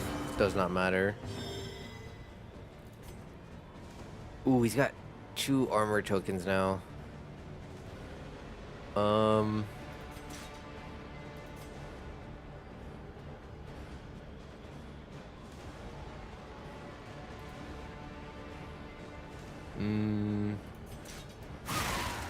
Okay, I can't use the taunts. I need to break these.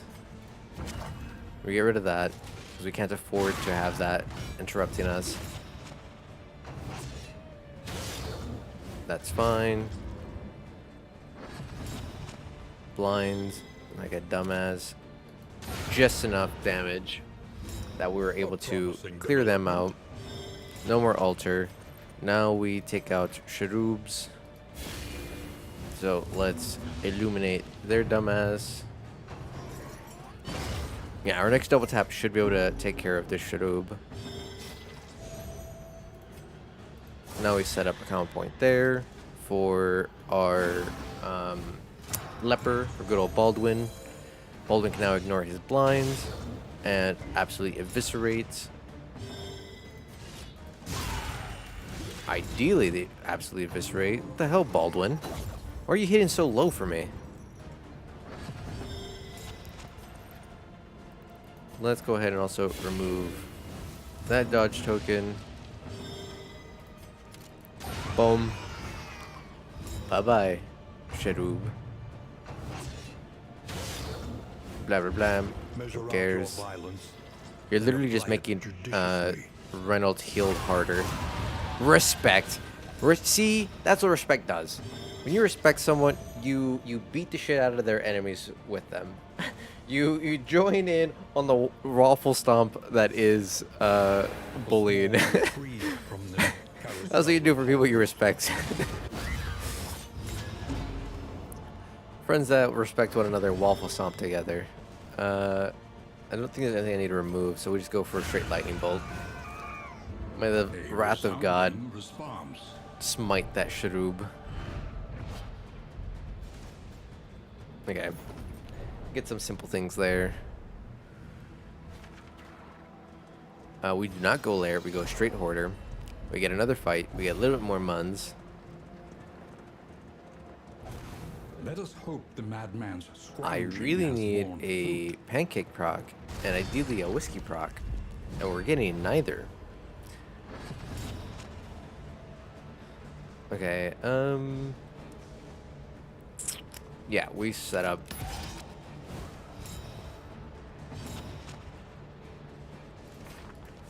Do this to give Reynolds extra dangage. Sounds like you need more alcohol. No. I actually generally don't drink. I've never enjoyed it.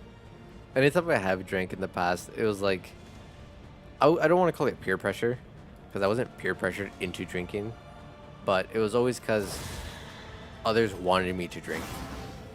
But I just don't care for it. Never enjoyed the taste. Never been drunk, but I've also just like never cared to be drunk. There we go, high roll.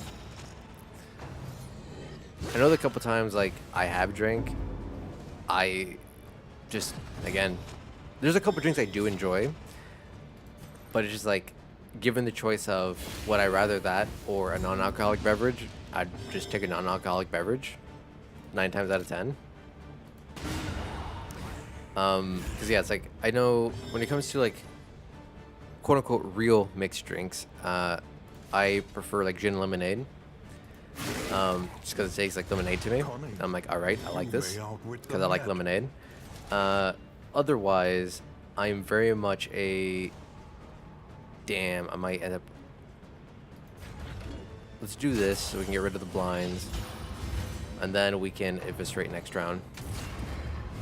But otherwise, I tend to enjoy things like Kahlua, Baileys, and what's the other one? It's Kahlua, Baileys, and there's I could remember there's another one that tastes like chocolate milk. I can't remember it right now off the top of my head. But essentially, I like chocolate milk. is what it boils down to. It's like I don't care for a lot of again, I don't care for drinking. Yeah, it's like if I can have boozy chocolate milk, like hell yeah, whatever. But again, it all matters if they get the ratio correct. Because I've had a couple where they put too much of the alcohol, and it's like, okay, now all I'm tasting is straight liquor. It's like I wanted this for the chocolate milk flavor, and I'm not getting that, and it's pissing me off. But yeah, never cared for drinking. I only even figured out I like gin and lemonade because in college once, me and my friends went out, and I was a little thirsty, so I was like, "Hey, Aaron, my friend and roommate at the time, I was like, can you get me a drink?" And he's like, "Yeah, no problem." He's like, "It's just like $1 a drink, NBD." And I'm like, "Oh shit, like that's kind of cool that this bar offers like really cheap regular drinks." I did not question it one bit because he knows I don't care to drink, and he's never been one to like try to force me to drink or anything like that. But I guess because he knows how much I love lemonade, he thought maybe I would like this drink, and he was right. So he handed me like I think 10 gin and lemonades that night, and I was just down in them. I'm like, man, I love lemonade, and just throwing them back all night. And he was like, "Hey, Key," I'm like, "What's up?" He's like, "What do you think about that gin and lemonade?" I'm like, "I mean, it's good lemonade. I don't know. Like, what do you want me to say?" He's like, "Did it taste weird or anything to you?" I'm like, "Should it have? Are you roofing me? Like, we live together already. You don't need to do that." And he was like, "No, there's alcohol in that." I'm like, "There's no way there's alcohol in that." I'm like, "Dude, I didn't taste anything. It tasted just like lemonade, and I loved it." And then he took me with him. Oh, no, that's stew pot. Damn, that's not SA gear. I got excited for nothing. Grease translucent trinkets, travel heel, drink shmup, all this is ass. But he ends up like, was like, "No, come with me then."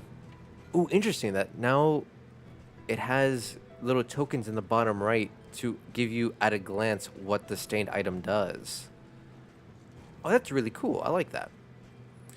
But he took me with him to the bar to ask for another one. And like, "Oh, yeah, this is gin and lemonade." I'm like, "Oh, It's like, never would have thought that. And that's how I figured out I like gin and lemonade. But again, it's like, I enjoy it. Not enough to like actively seek it out or drink it. But I can drink it and, not be miserable. But then like post-college, anytime I had like coworkers after work, like, "Oh, let's all hang out." I'm like, "All right, sure, whatever." They always wanted to go to bars, and they always give me shit for like not drinking. So I just developed the habit of telling people, it's like, "Oh yeah, I'm like 3 years sober," and then instantly people stop bothering me to drink. It's like, yeah, feel bad about yourself. Like, stop trying to make me drink. Stop peer pressuring me. This isn't like, what the fuck's wrong with you guys? It's like I don't care to drink. I'll come out, hang out with you guys. I'll grab a soda. I'll grab a lemonade, but don't force me to drink.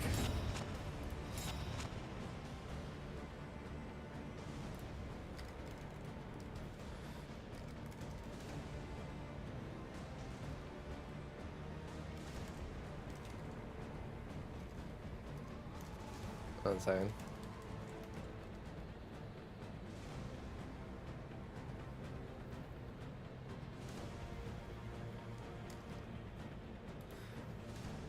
Okay. Focus. Brain getting distracted. What are they doing? Oh, yes.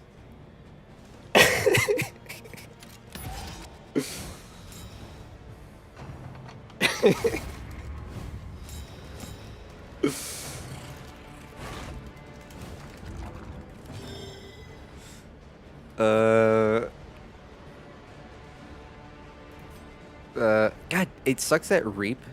Yeah, okay, that's fine. We'll combo point here. We'll taunt here. That way, Baldwin can get a free hew. Agony by accumulation. And I think I put away my Ludlum. Otherwise, I could heal that up.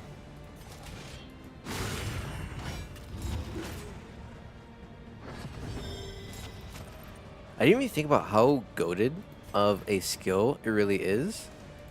Or not skill, of an item. To have a free combo point that I can put with my Crusader. So Baldwin can always guarantee essentially hit and ignore his blind at least one time. And then because he successfully hit through the blind, he removes the blind token, so his next attack is also guarantee land. It's such a great combo. Just boom. As long as I don't proc the combo token with Reynolds first. That is the only stipulation. I can't do anything.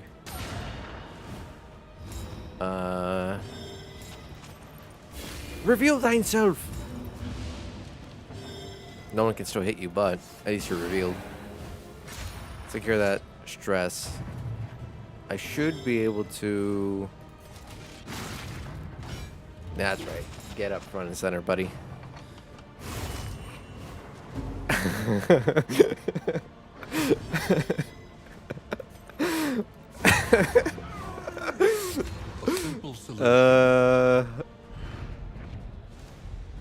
One second. One second.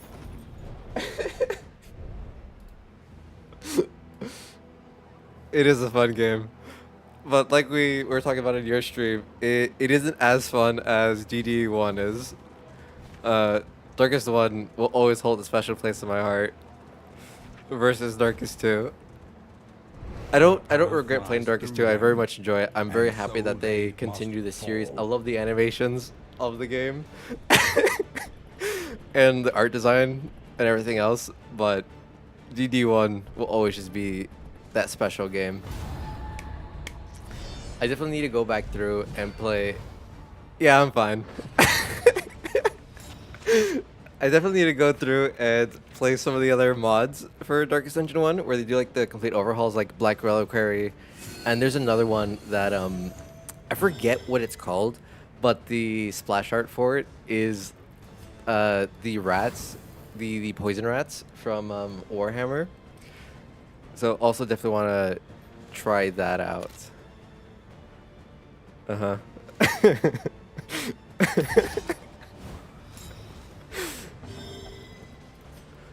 Let's go ahead, combo up here. We'll do a tons.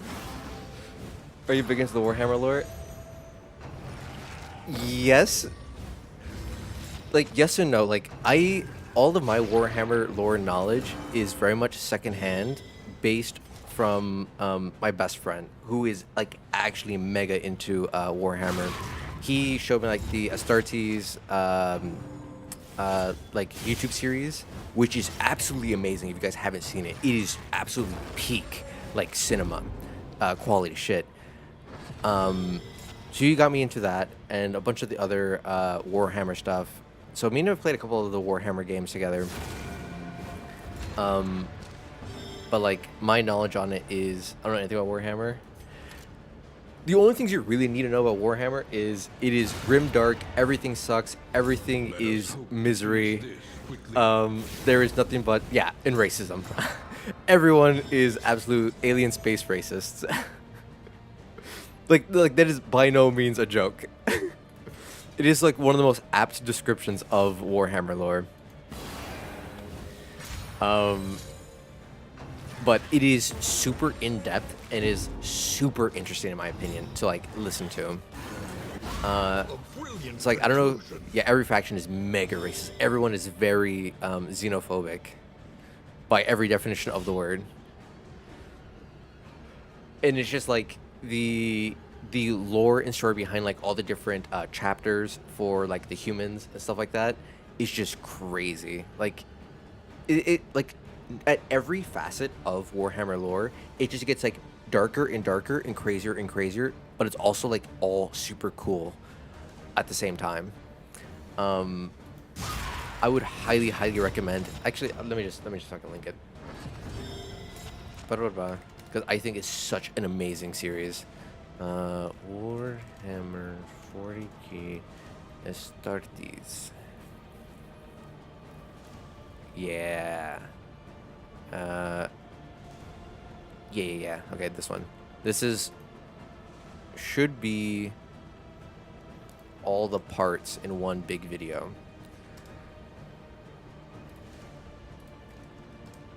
I don't think this is from the actual... Yeah, so this isn't from the original animator's YouTube series, because his is like spread out amongst like 5 different parts. But it is so beautifully done, and it's because of this that like I got a little bit into Warhammer. But otherwise, like, my Warhammer lore and knowledge is very small. But it is super cool. It is super in-depth. I've watched a couple like video essay series, like explaining the Warhammer lore, and every time I have, I'm like, oh my god, this is so fucking cool. It's just like I just, but it's also just so much that I'm like, it's very daunting to get into if you weren't already in it, because of how much like lore and reason and like depth there is to it, especially with like them doing retcons like in later like editions and books of the series and stuff like that. But it's so good. What part of the quest is it? What do you mean, what part of the quest? The Astartes video series, or what exactly? Let's go ahead and remove our blinds.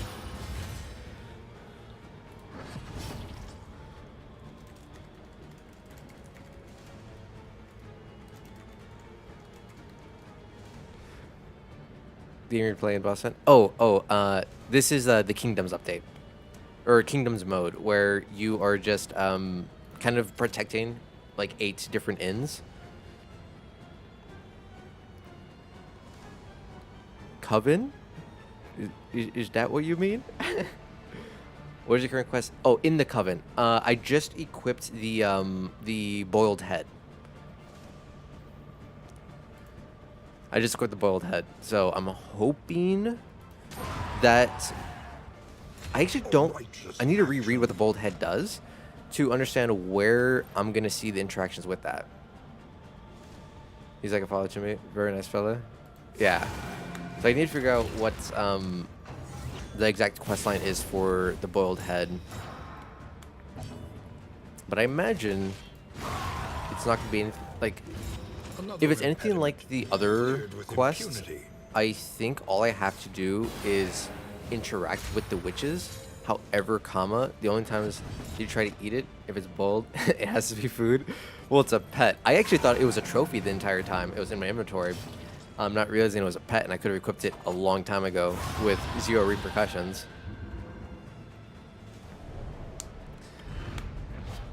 So yeah, let me just read what it does so I have an idea of how I'm supposed to actually progress the quest with it.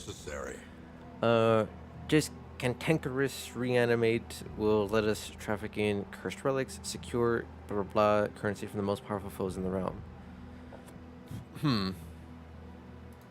I did not click on the head aside from... No.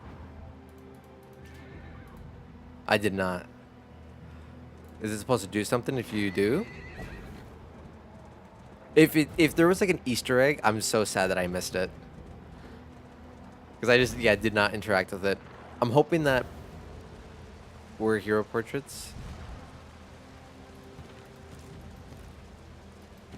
I'll have to...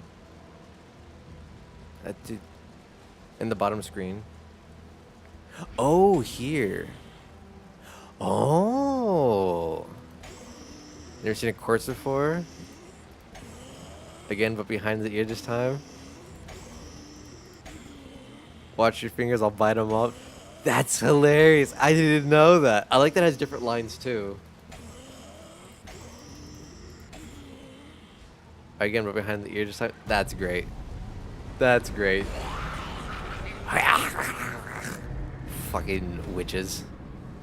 Let them come. Let them break against the bulwark of our One second. defense.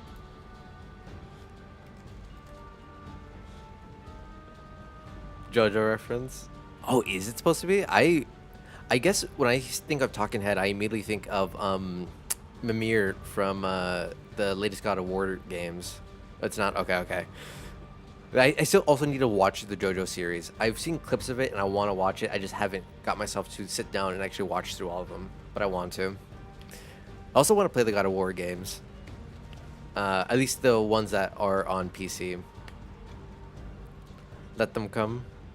What you mean? Hi, it's Jover. I'm puzzled. Are these JoJo references? And I'm just too stupid to know.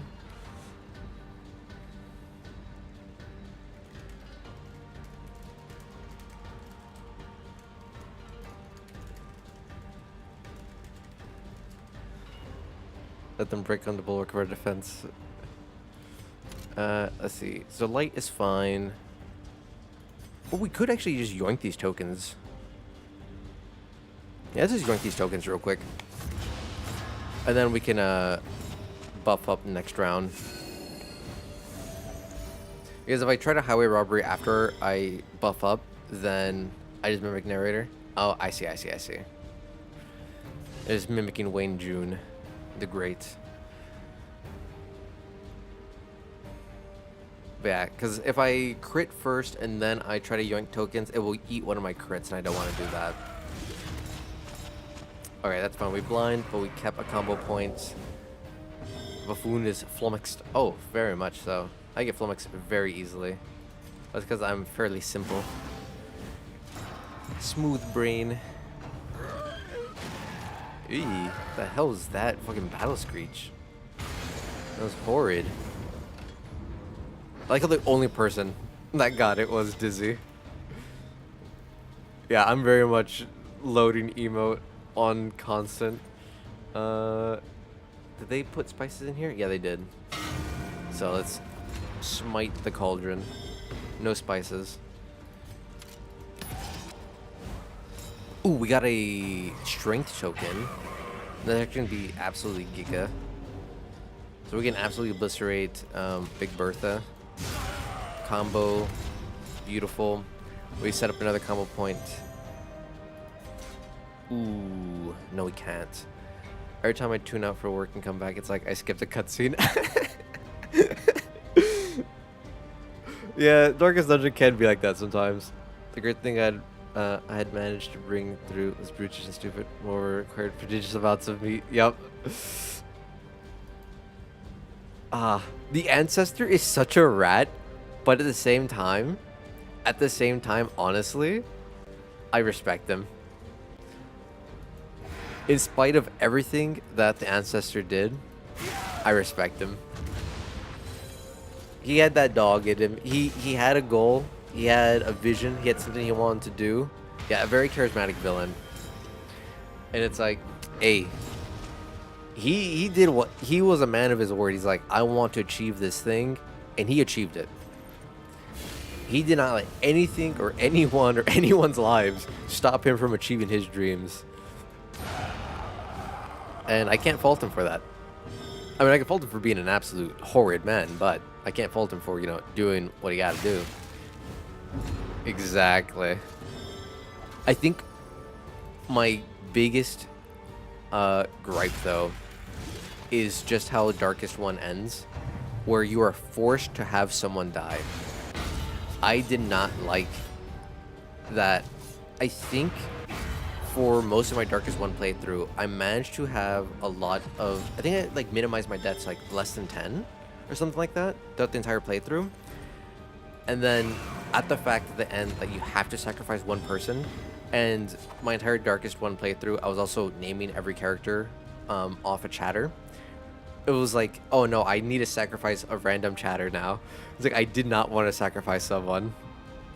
Well, if you just bring 2 heroes, you can do it deathless. Oh, okay, just bring 2 heroes. I wasn't that good. That was my first time like fully beating Darkest One. So I did not know enough to do so.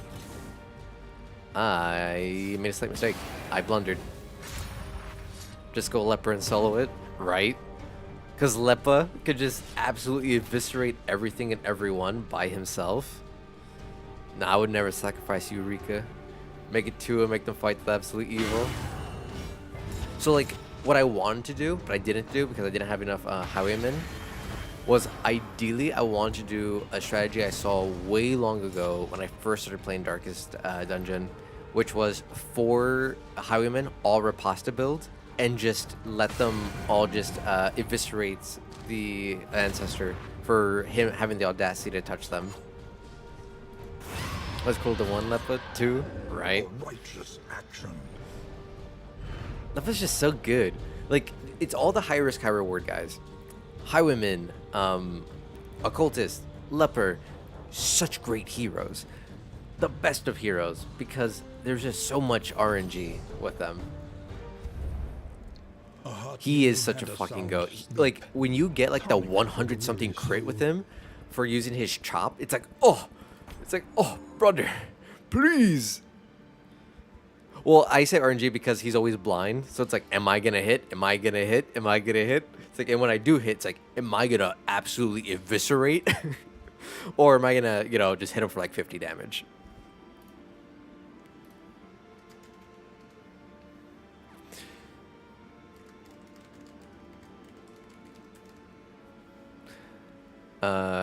So yeah, we need to continue moving this away. We need to fix our cart. And death. Oh no, we need to upgrade the shit out of this land end is first. truly barren. On the topic of bosses, as a man that played the entire franchise, including BR. Yeah, I can with 300% certainty state that the hardest boss across all. Yes, the Fanatic is Black. Okay, Black Reliquary, the mod. I was like, I thought you meant the PvP version. Like, I don't think that was called BR. I thought that was like the circus something, or the butcher's circus or some shit like that. I was a little confused. But yeah, the Fanatic absolutely eviscerates. He eviscerates. He gives nightmares. It's crazy because Black Relic has 2 extremely cringe bosses, and he just yeah, he is definitely very tough, to say the least. To say the least, he is very tough. And it's like, in my Darkest One playthrough, on my channel, I defeated every single boss except for 2, which was the Fanatic and the Guardian. He's not tough. He's simply not fair. Yeah. Well, I say he's tough because, like, if you go into the fight with, like, a slightly bad party or not expecting to run into him, then he can absolutely eviscerate you, which is what he did to me. The next stop is leagues away. And then after that, when I'm like, all right, cool, I got my party ready, I have a good team, I'm ready to absolutely, you know, beat his ass. He refused to ever show up. As many times as I tried to force him to show and was like resetting RNG to make him show and stuff like that, he would not. And it's like, you Ratatouille, stop being a fraidy baby, get your ass out here and let me beat it. And then Guardian, I just never went back to do. I attempted, I think, like once or twice, and I'm like, meh. Because I was more excited to jump into Hades. It was either Hades or Darkest 2, and I was delaying it for the last 2 bosses. I'm like, nah, let's stop delaying. Find the metal to meet this day's demands. Okay. Provisions. We have enough flapjacks that I don't need to buy food still. Oi. Nope. Come on. Escape. Boom. Boom. Boom. Who needs relations? Oh, they don't have a relation. Now they do, or they should anyways. After this. Nothing a little bit of alcohol doesn't fix. Apply to attacker when hit 6 blight, win disease if not diseased. No.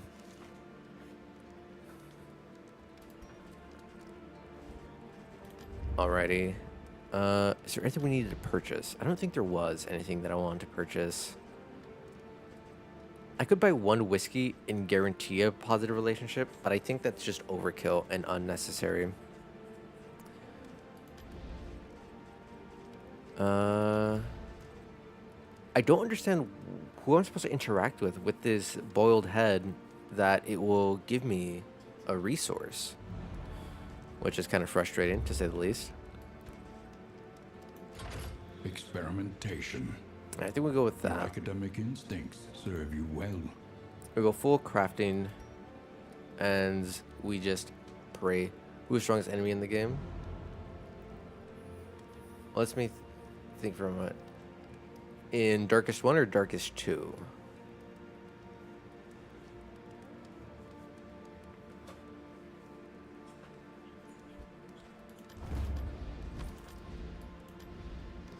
That says you need to beat someone strong.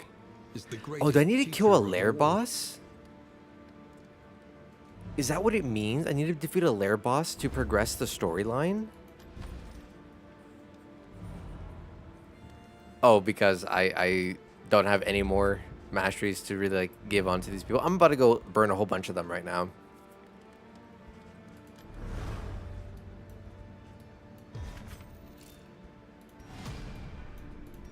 I'm just, you know, waiting to get to the end to do so. What day is this? It is day 28.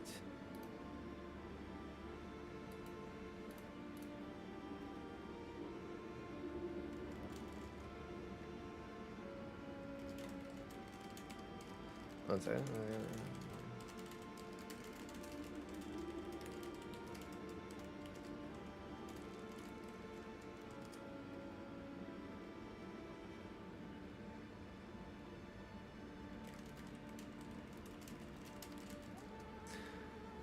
So yeah, it's day 28. We're about to get another escalation.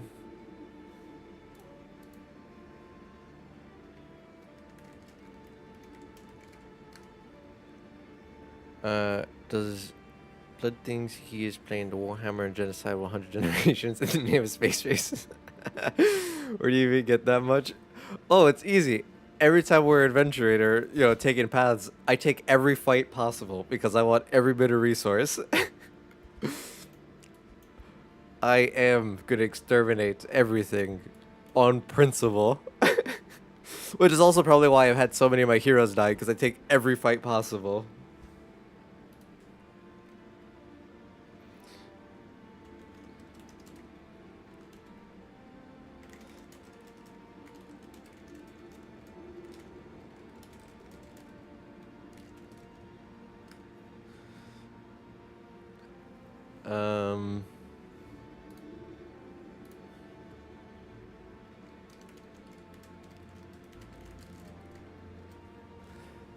Remind yourself that, yeah.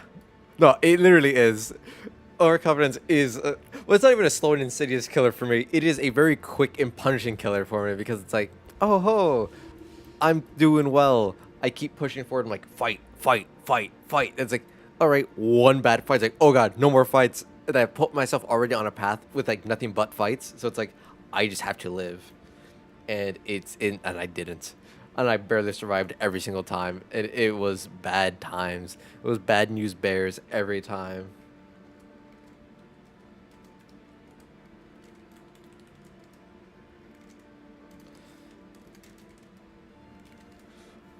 But damn, I really don't want to fight a lair boss. Lair bosses, I don't know if my party... which lair boss could I fight? Fjordter. I could maybe do Fjordter. Because I can lock the boss down a little bit. The poor fool still stands, battered and broken. Yeah, at his precious mill.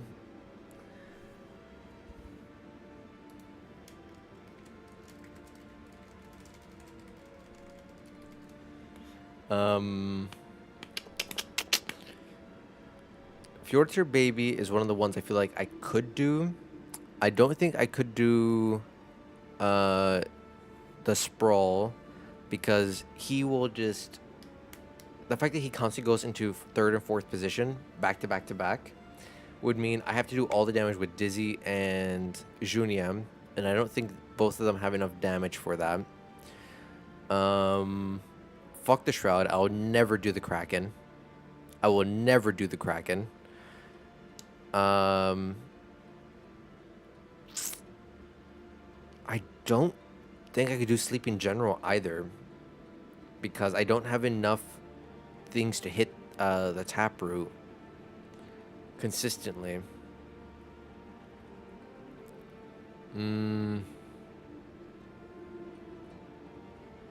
See, I guess if we see a lair boss in Fjordter, we take that and we pray. I think that's one of the only lair bosses I feel fairly confident doing with this party comp. If we had the original party comp that I wanted, or that I'm familiar with, I would be a lot more comfortable doing any of the lair bosses except for Kraken. Fuck Kraken. Because honestly, the Shroud region was the thing that killed almost all my runs when it came to Confessions. It was the thing that killed 90% of my runs, and maybe reset the Grand Slam achievement so many times. And I detest the Shroud. Absolutely hate it with the burning passion of 1,000 suns. All right, everyone has been fed. So, change map. I guess we push forward. All right, onwards and upwards. There we go. Junia and Dizzy. Hopeful. Which one's hopeful? Aspiration Is that unites the hopeful. stress relief? Okay. Meh. Not the best, not the worst.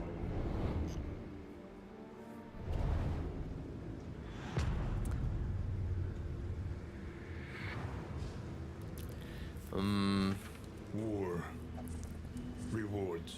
Oh boy, a lair. Resignation. Wait, which region are we in? This isn't Fjordter. We're entangled. Yeah, we're not doing the sleep in general. I don't have enough damage to hit the back route. And I don't think we can boss rush. I don't think I have enough consistent burst damage to be able to boss rush him either. See, I know. Fuck that noise. Let's go. I'm gonna break an armor regardless. It's just a matter of, do I want extra money? Shit. Okay, I think we'll go Hoarder, we'll go Academic Study, and then we'll go Resistance. Shit, this is a really shitty city one.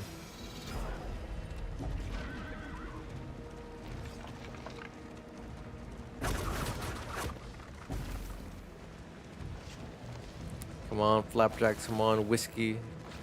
Come on, heal item. Give me something. Actually, we have a bunch of healing items. We could maybe boss rush sleep in general, give everyone a heal item, and that is how we just try to out heal and survive. Nah, that's too risky. That's too risky. All skills have one execution. Ooh. That's kind of tempting.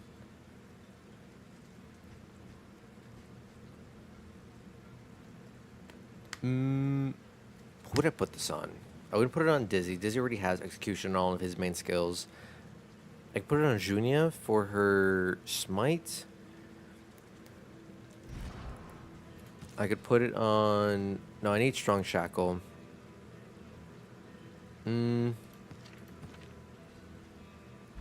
No, I don't think I have a good comp or a good hero to put that on. So I have to pass on that, sadly.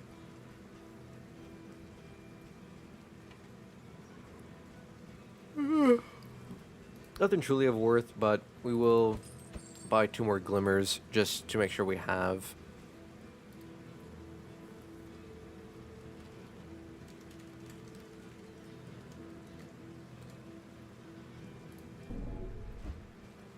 Yeah, we push forward.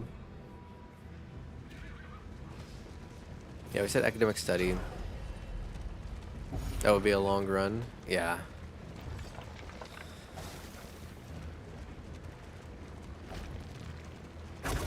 Wee. Bada bing. Oh, flapjacks. Oh, we got a big proc. What do we get? What do we get? Burning salve, dog useless. Smelling salts. Fatigue heal. Okay. That's not bad. We have a little bit of fatigue across the board. So let's actually do that. Let's cure the fatigue. Burning salve, dog useless. But we got more flapjacks, which is fantastic.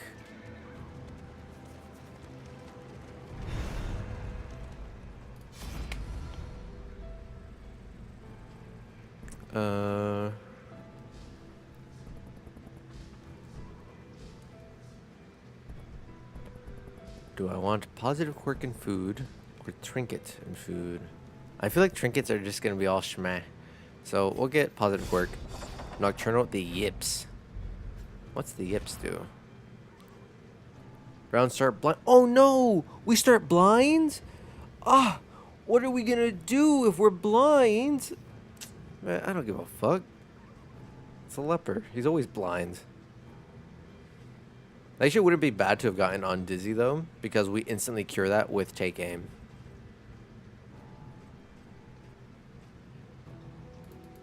Yeah, we take the Turkish Delight. Does not matter which we take. Everyone's go...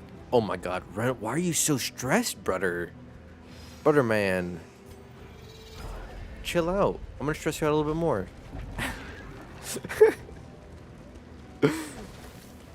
You will fight, so that others may flee.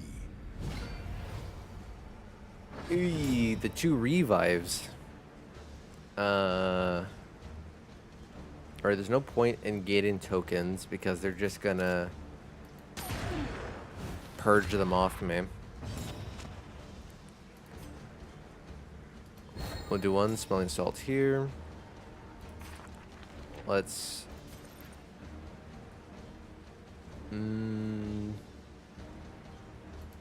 Yeah, we need to damage them fairly equally. We'll set this up. That way Lepa can just start working through them. Ouch. Big head. Purge. Why did they make him blind? Stop making my boy blind. Oh my god, that stress damage. Oh, we're gonna virtue check?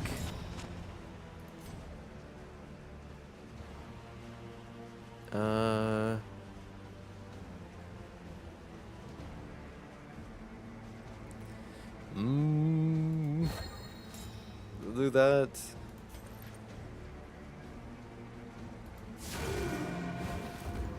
Do that. Alright, we should be able to finish them off next round. Combo point coming in Clutcherino, Paparino. We'll do a taunt to try to get purges off on him instead. Try to prevent any additional stress so we can stress heal next round. Get dodge loser. Alright, so now we pistol shot Um.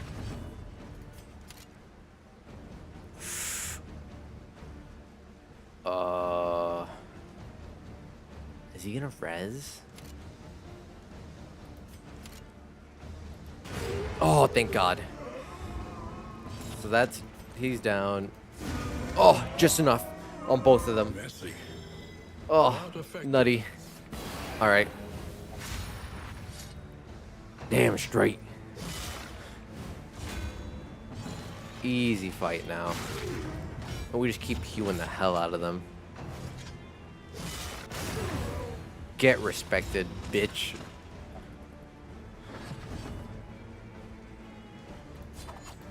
We'll just execute him, because why not?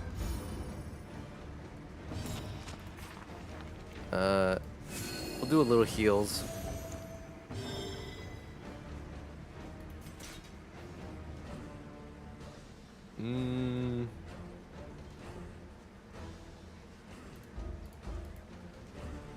Yeah, I can't do anything. I have to finish him off. I was going to see if maybe I could do a We are solemnity, the flame, but burning alas, brightly I cannot. for all the world to see. Unfortunado. It is what it is. Can we get a... Oh, we did not up our light. We need to up our light. Because we are in darkness. And that is dangerous for us now. No, we're not running away. We take the fights. We need to give them whiskey. And of course there's a drummer bastard. So lots of stress damage in my future. Judge him. First we do the lights. Pistol shot. Merchant orders, that's fine.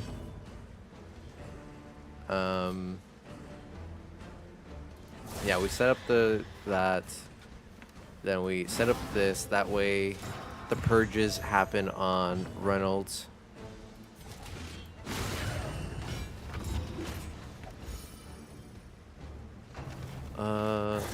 Yeah, beautiful. Stress him out.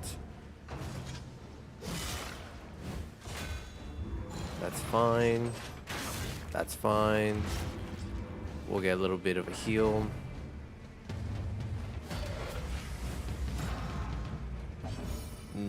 That's a little concerning.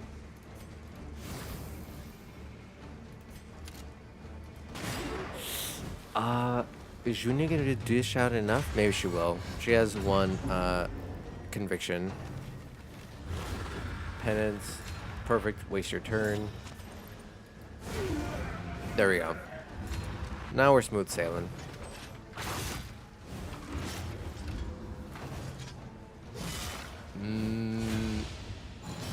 Maybe we're not smooth sailing. You know, maybe I'm full of shit.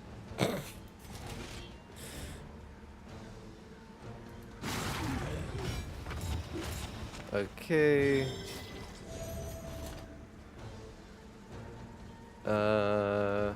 Yeah, we just heal. Normal heal.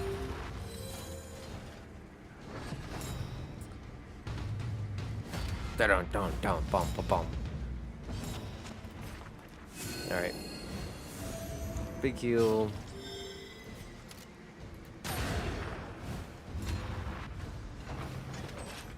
He's still guarded. It's so annoying because, like, I just don't have enough actions to hit that position. Hold fast. So he's always going to be guarded. Who knows what lurks in the beyond?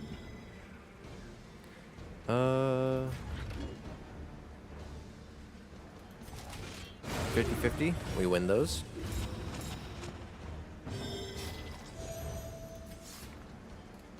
Take care of our stress. Respect.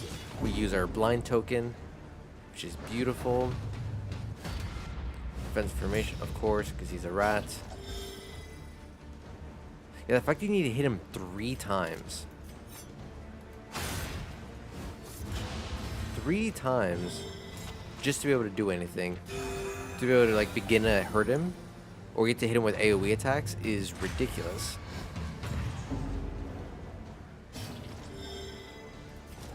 Uh,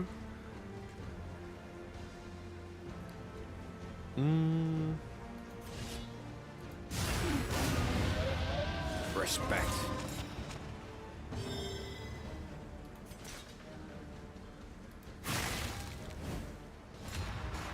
Now, I don't think it matters. I think he always goes... Oh, he doesn't always go first anymore? We should be able to finish him off. 1 HP. Thank God Baldwin isn't blind right now. The past is gone. Easy. Let it die.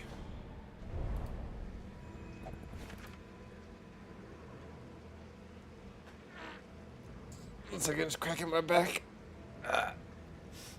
My spine.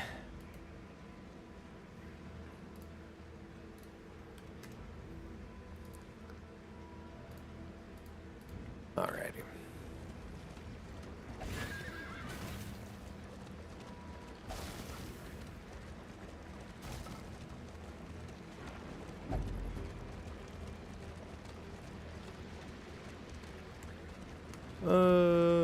Alright, so yeah, this area is now Dunzo. I thought I was going to Fjordter though. Why did I think I was going to the Fjordter if this is the Tangled? Crackling fire and the company of friends. Blessings both. Day 29. Nowadays, blah, blah, blah, blah. An epidemic of distrust, accusations of witchcraft, ravaged relationships, blah, blah, blah. On the light of the sinister forces watching from the shadows. Glamored enemies all around start. Stealth or heal or apply. Great! That's exactly what I wanted. More bullshit.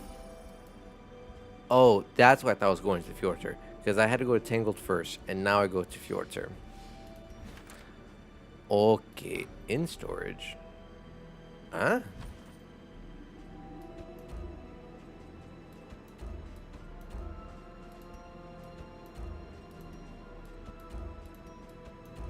Is that what that meant? Wait. A new disaster. Is that what that meant when it said in storage increased? I didn't even realize that this whole time, if my inventory is full, or I was like, oh, I have these trinkets that I want to give to someone, and I didn't want to run all the way over to them, or like completely detract my pathing, I did not realize I could have just been doing this the whole time. No way. That's crazy. I could have just been storing shit in storage this entire fucking time, and then moved those heroes to that appropriate inn. That's okay. That's kind of cool. I do appreciate now knowing that for future Kingdom runs. Whenever the Crimson Court one comes out, to make that one a wee bit easier. With putrescence and rot. Putrescence and rot. All right, Wayne. Chill, brother. Okay, we need to move this wench also over there. Moving alone in hostile territory. Let us hope for their safe arrival. Boom. Skill issue. Brother, I can't read. Reading's hard. I don't do that shit. Let's give them those. Why is my inventory so damn full?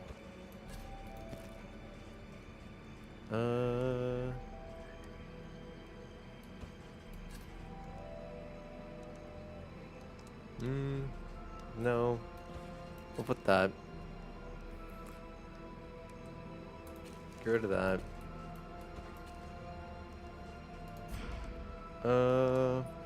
Going to Fjordter. Fjordter doesn't really bleed us. It diseases us.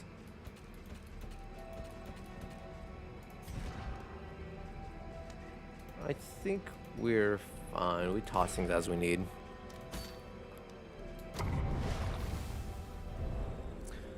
Easy peasy, lemon squeezy, push forwards, ever onwards and upwards.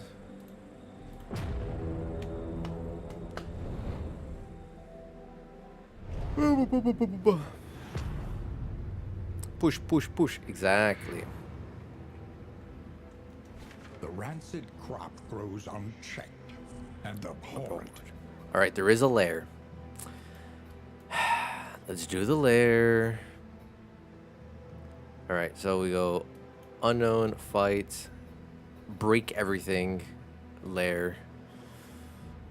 You didn't understand the reference? Good. Okay. Now I feel left out. I kind of wanted to know the reference. Liberation. It was a test of what to see if I'm a degen. If so, you don't need a test to prove that.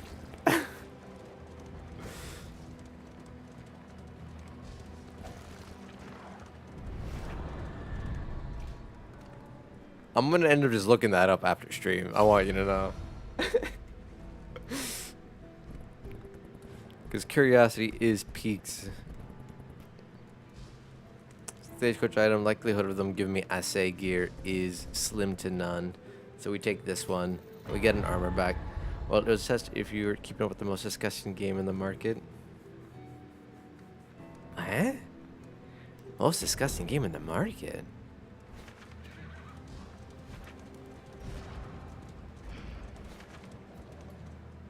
I'm trying to think. What are you referencing?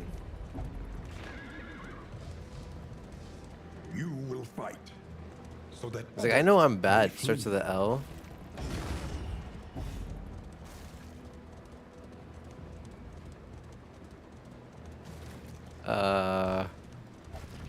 Can I buy another letter?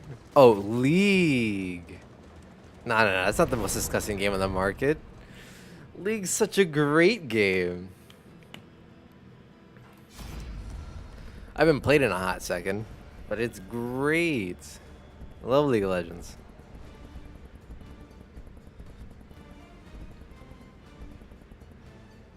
It's unbelievable. I mean, I don't really think it's that much more toxic than other games. Luigi.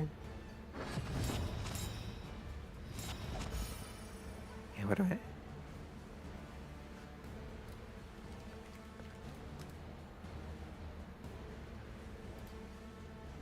don't know, like, I understand other people not liking League, but I just, personally, maybe it's because I've also, like, played for a long-ass time. I think I played since, like, middle school, 7th grade, all the way up until university, and then I quit in university for a while, and then came back, like, a couple years ago.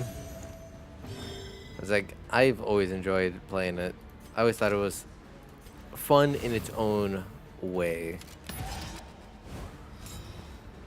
I was also, like, always a jungle main, so, like, that has its own little bits of fun, where I just enjoy ganking the hell out of people and having fun that way. Yeah.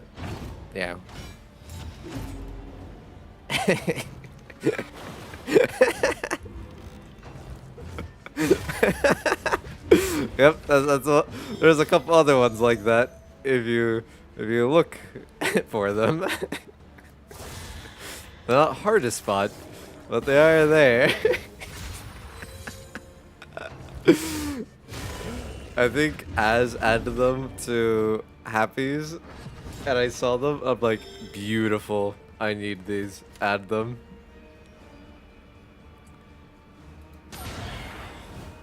Because I'm all about the silly goofy. Even though those are a little bit less silly goofy, a little bit more goonery.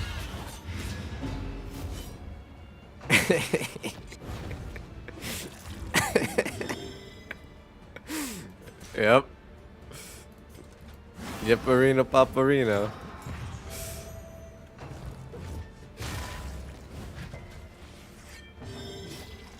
But I also just think, like, I think Queen is just a very funny VTuber. She redebuted like a couple months ago. or like maybe like a month and a half ago, confers or something like that, advantage. a little bits ago. And her new model is so well done, but it's also just like so silly goofy in so many ways. Chat is such wild animals, but I find it hilarious. Bloody hell, they're fucking bleeding. They're bleeding, my boy. God damn. Can I hit with the solemnity? Hell yeah, I can. Fucking need to. Jesus. We're bleeding him. We gotta hit him with some ministrations next. That way we can not bleed out. This wound, at least, has been tended to. Boom. Blast this bastard. We'll do a reflection.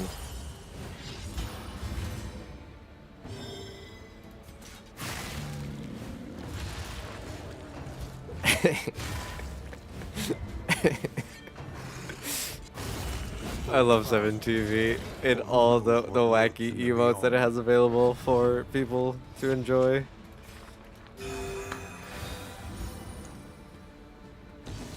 They're just absolute. Just some of them are just absolute cinema, in my opinion. Couldn't ask for anything more. While others are a little bit more cursed, or you know, silly, goofy, harmless fun. It's all a matter of like what you look for in games and stuff like that. I tend, or not games, emotes. I like to enjoy all the spectrum of shenanigans. The work continues.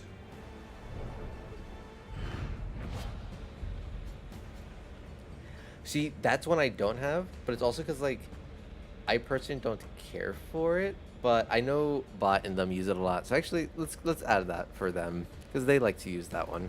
7TV.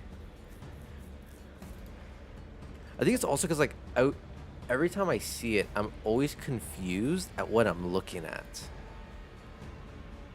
I can't tell if it's supposed to be a rat or if it's supposed to be. Oh, it is a rat. It's literally in the tag. All right, there you go.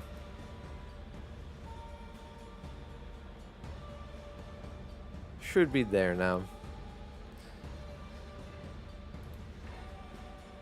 Well, the tag says it's a rat, but I always thought it was a cat. Also.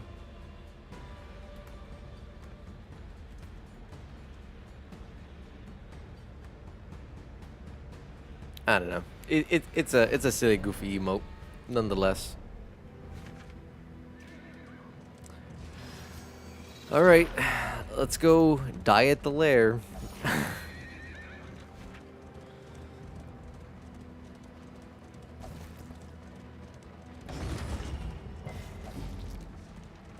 This is gonna be terrible.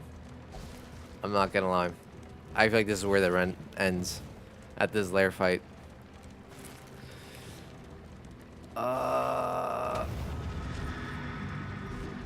Okay. We need a full prepare. If I full prepare, where didn't I have another healing salve? Okay, I have one healing salve there. Let's actually get this. We need that. We need that. And now we prage. Now we pray. Oh, come on. Come on. I believe in us. I think we should be able to handle this, right? Do you hear the child's cries? Yeah, we started off with a heal.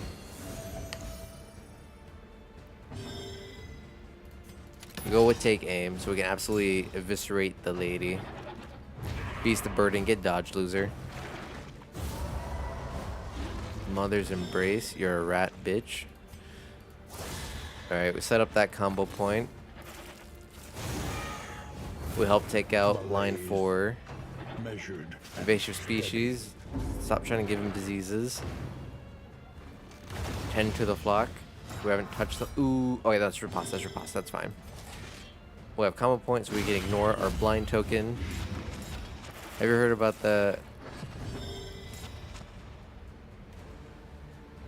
I know there's a bunch of really, really long ones like that that tend to be nothing burgers. I did not hear about this one though. That's funny. All right, added. I like it.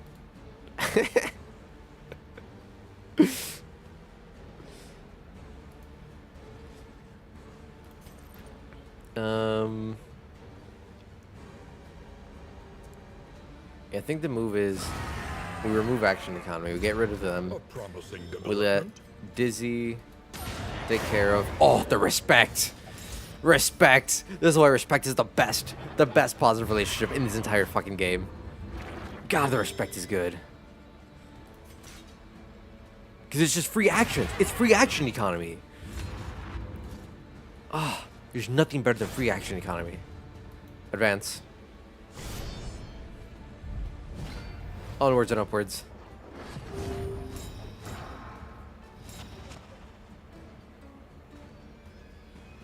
Alright. Let's see.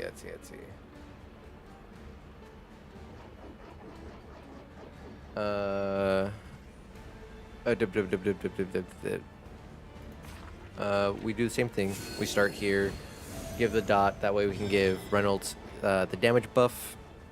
We do this buff, so we can blast the Lord in his fat face. Mulch. Stress. That's not good. That's annoying, to say the least. Alright, we have to do this. So we can't just full damage rush, unfortunately. Feeding time.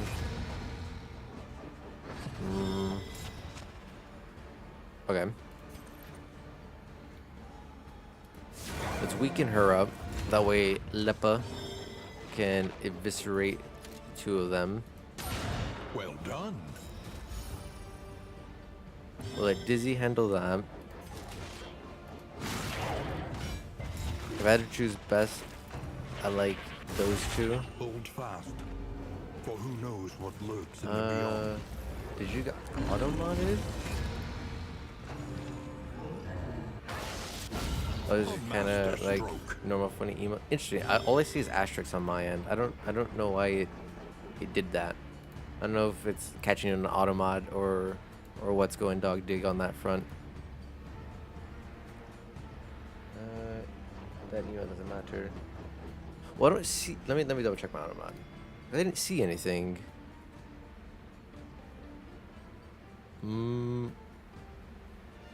Let me check in this other view. I swear if I hear myself. No, I don't see anything in the auto mod queue. Weird. I don't know why I did that.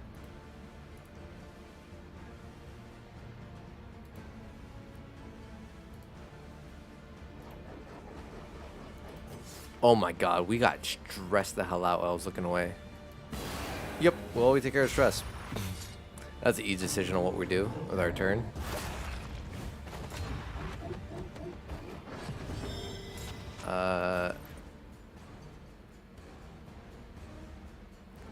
The Holy and Ayo is the name. Oh. I'm pretty sure I know the Holy one. Let me... Because that's actually one that I've been meaning to yoink before for a while now. Assuming you're thinking the same one that's the cat doing Holy. Actually, let me just yoink it this way.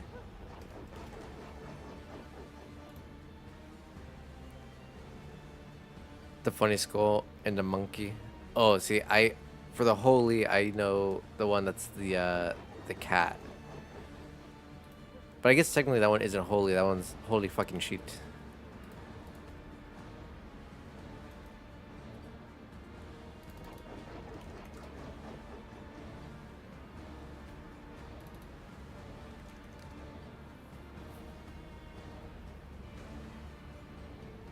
Oh, interesting. Yeah, I've never seen that one for the monkey. For the AO.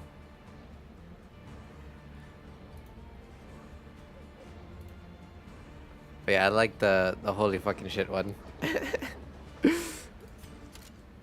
Alright, she's almost dead. This we could essentially finish off if we manage to finish him off. That's annoying. I should have just executed. I don't know why I didn't. But I can't. Don't stress me. Okay, we Holy Lance. We're fine. Rapasta. Oh, we had the combo point. So cue that. Finish one off. Get back to our position.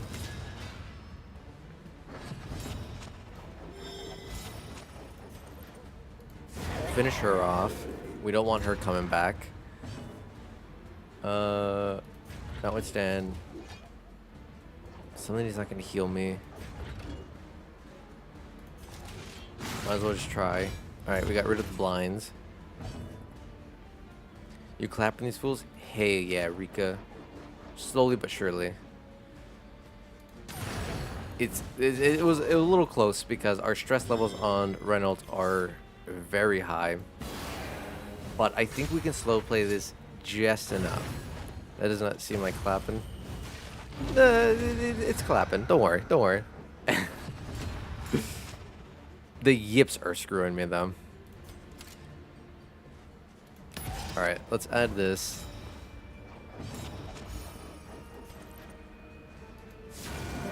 We'll continue to judge. We pop a heal.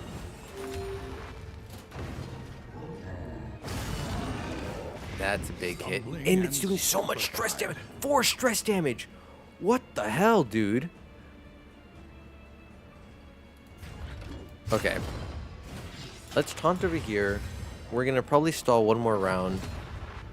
Because I need to get rid of the stress. This stress is ridiculous. Otherwise, Reynolds going to virtue check mid-fight with the boss. And we are screwed. Put his ass on death's door. We use a reflection. Completely cure all of our stress. Give Reynolds a dodge. Let him heal. Nice dodge. Sweat-soaked brows, unsteady stances. Right. We do no damage. On purpose. We just keep... Yeah. Now we're talking. Yeah, we just do this. We can keep stalling just a smidgen more. Can I stall one more round? No, it'd have to be 2 rounds.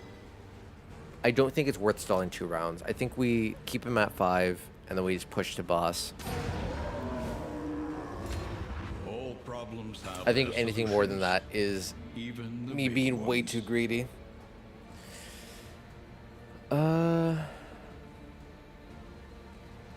These are actually decent items.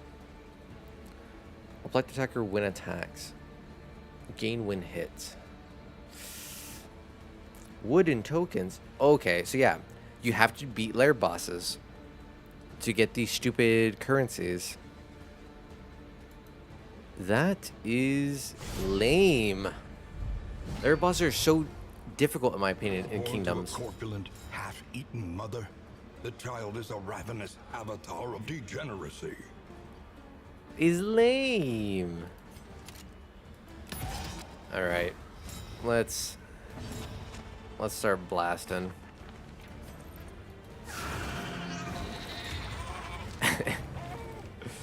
Oh my god, we did like no damage.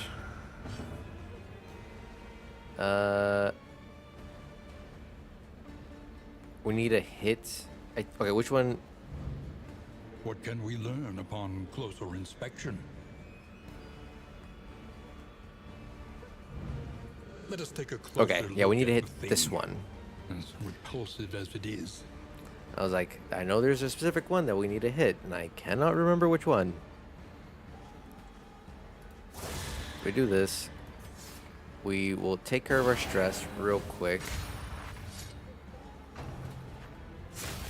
Mouthwatering aroma. Yeah, that's fine.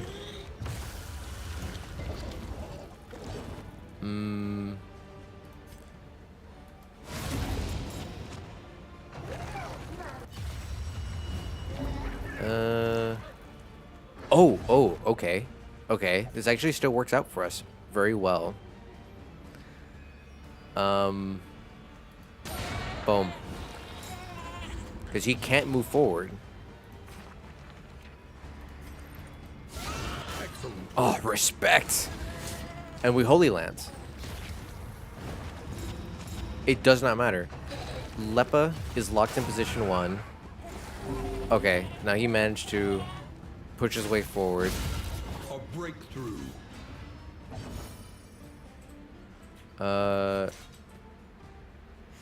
We... Of course we miss. Of course we miss. Of course we miss.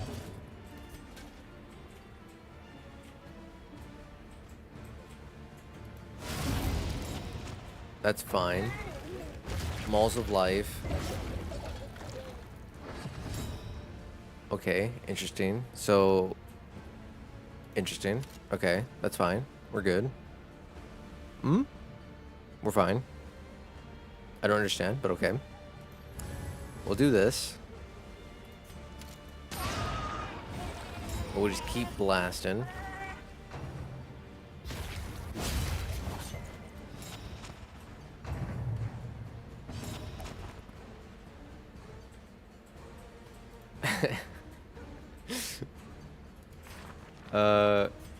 We use an item to heal. A calculated generosity.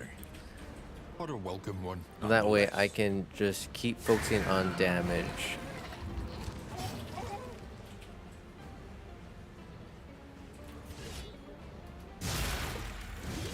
Yeah, we focus on this thing. Cancelize tidbit. Whatever. I wish you were hitting my other boy. Alright, we heal.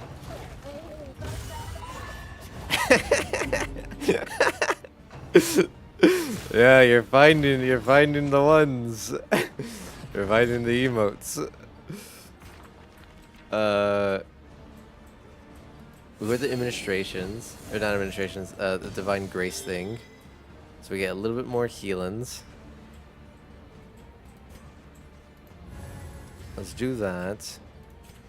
Let's do this. Tempting aroma does not matter.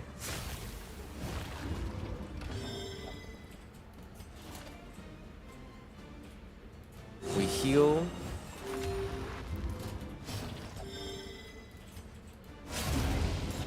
That's fine. It sucks that we're still losing relations. I do stuff. I don't care about the weather tomorrow.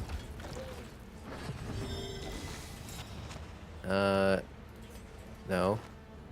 Bad. Bad, Junior.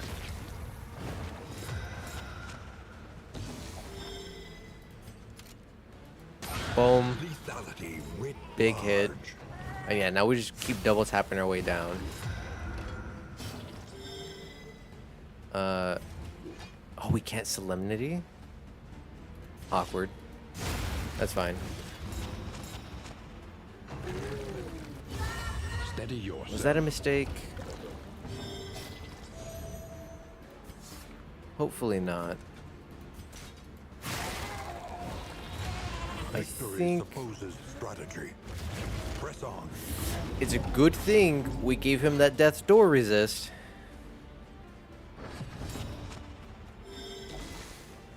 Junia.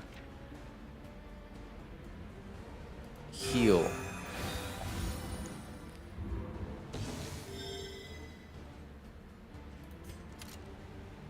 Diz. A master Blast. stroke. Alright, we dazed him. Dumbass. We don't have the luxury of being able to miss any more attacks. We have to attack. We lock him in position so we can't Maul of Life us again.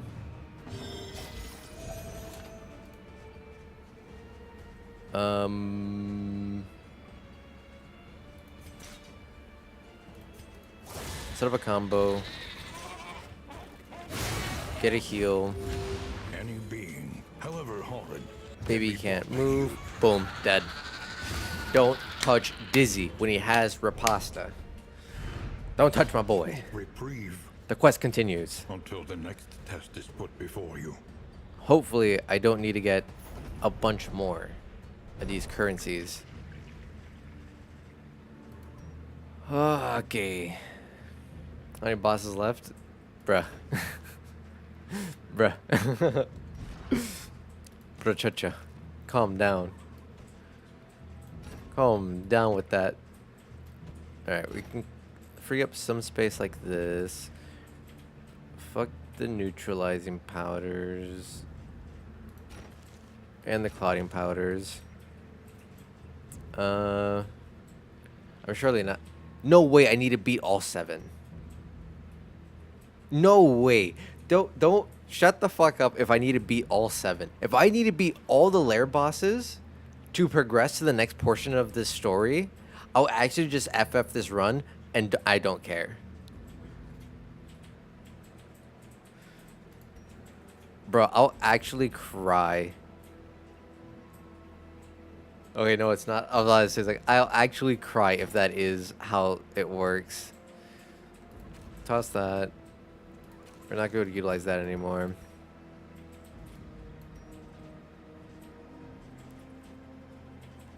It's like, don't quit, bro. It's just a prank. It's the worst kind of prank.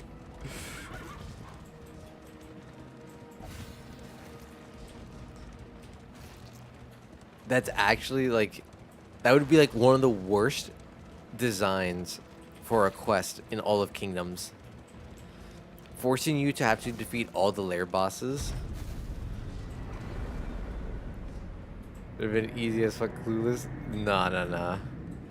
Not easy. A hot meal and a sound sleep. Tonic for the Rummager. weary soul. It's like if I had like a very good team comp that could handle a lot of the different zones, maybe. But I don't think I have the comp for those, for that type of Vital to stuff. survival is sharpened steel. Without tail, there can be no tooth. Let's see. I don't think I have a bad comp per se, but I don't think I have a good comp for Your academic for doing all the instincts lair serve bosses. you well. Like, again, Dream in general, hitting Taproot, all I have is Junia, and you're just not using it in the best way possible. I mean, that's also very valid. I do struggle a little bit with team building. Yeah, I know you can Taproot with combat items, but look at my combat items. I have nothing to throw at it. I would have to pray Conventional fare. that I But found fair good to combat cost. items in one of the inns, and I don't think I ever did find any decent combat item that would have allowed me to do so. Oh, what the hell is this?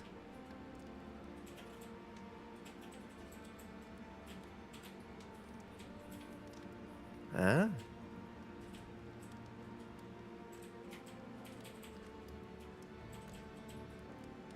Huh.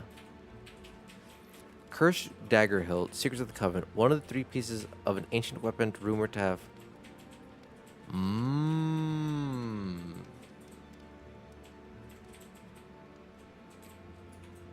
You have like a full inventory, right? I do have a full inventory.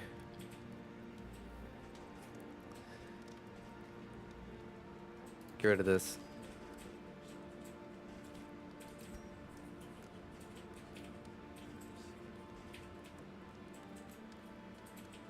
Well, now I know what I need to do. Ghost in the machine. No. I was clicking.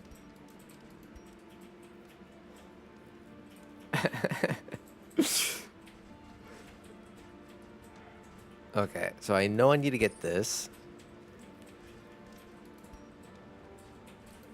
I feel a lot better knowing that all I had to do was just 3 or just one lair boss, because it gives you 3 coins, and it seems like I just need to buy 3 of the things. So I just got to visit 2 more inns, and then I am good. Rain.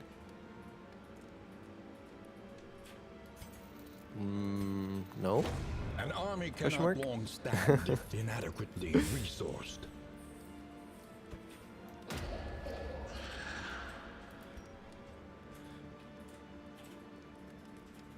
Okay, so we're gonna hold on to some of these because we can give them to Plage. If not, we can give them to. Well, Plague's all the way over there.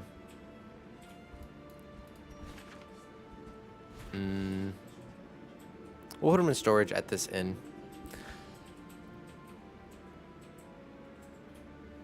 Intimidate.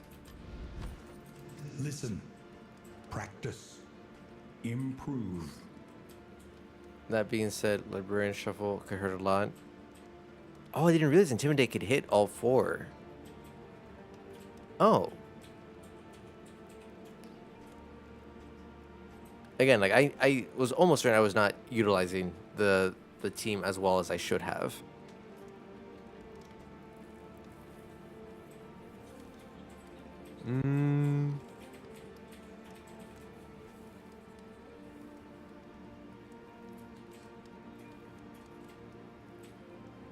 Huh.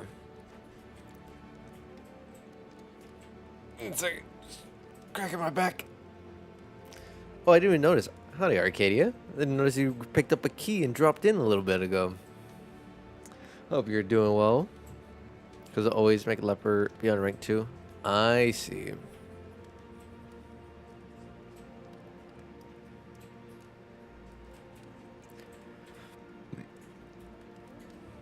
Oh, now you see me, huh? Oh my god. Don't do that. Don't be like that. I was just looking up and I'm like, wait a minute. Why do I see the redeem for it? Howdy, Dank. Welcome in. Oh no, you already been here. You just been hiding. I think it's rank 2. I don't know English alphabet. I'm so late. Now I've got the best feet. No worries, no worries. So it is Leper. I have Leper. I have Crusader, Highwayman, and Vestal. So yeah, it would be, yeah, it would reorganize my party in the exact way I have it currently, because of how it does a shuffle. 1 second.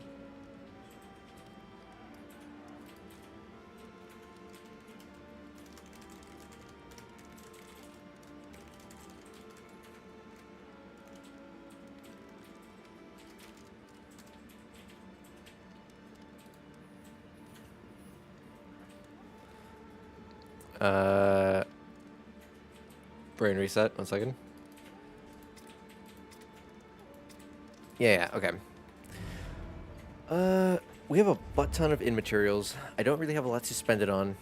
We could, I think I have, yes, we have enough flapjacks to at least sustain us to the next region. I don't know if I should preemptively buy food on the off chance that I don't produce more flapjacks, because that kind of seems like there might be a possibility, which is not good. Speed bag, that's dodge. We'll give dodge to our tank. Poetry. We'll do it to these two just because they're the only ones with stress, and then we can also just keep their relations up high. You agree they're passive the mastery, right? Yes. Everyone but Leper, because Leper had to join the party later, which is why we are headed to the rich partition. That way we can upgrade everyone's passives with masteries, because that is my mastery in.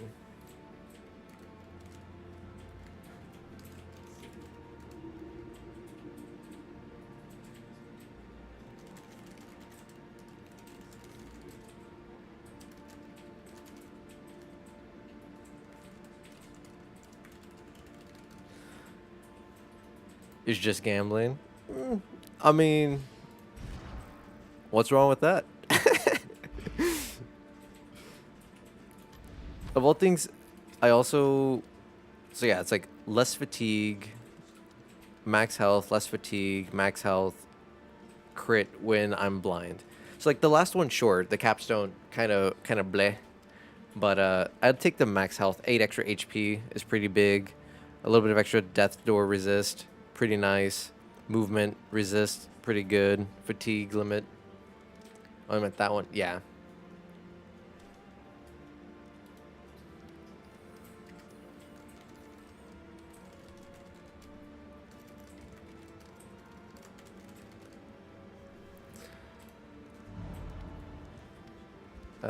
Okay, I don't think there's much more I can do in the inn. Unless I want to buy a bunch of shit, but I don't like any of this stuff. I don't really care for it.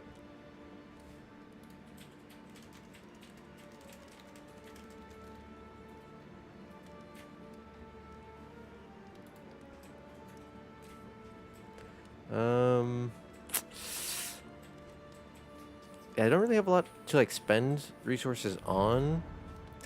I don't know if I want to purchase anything either. I don't think it's worthwhile purchasing anything. So let's swap those two back. Good. An improvement. My inventory is still just mad full. I think it's because of all the inn supplies. Okay, well, we'll burn a little bit of inn supplies. That way we can be just a wee safer. Also clears up a lot of inventory space for us.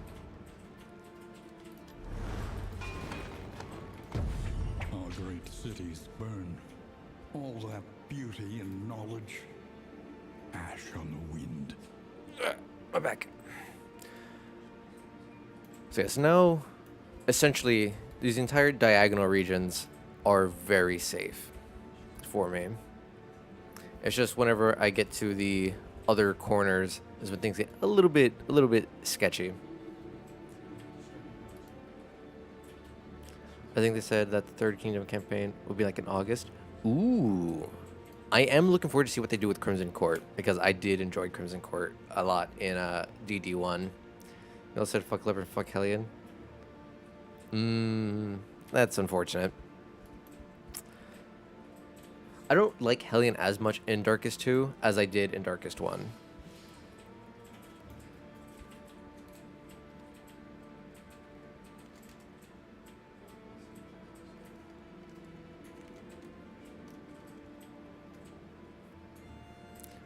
What is their campaign? Because lol, why not? Right?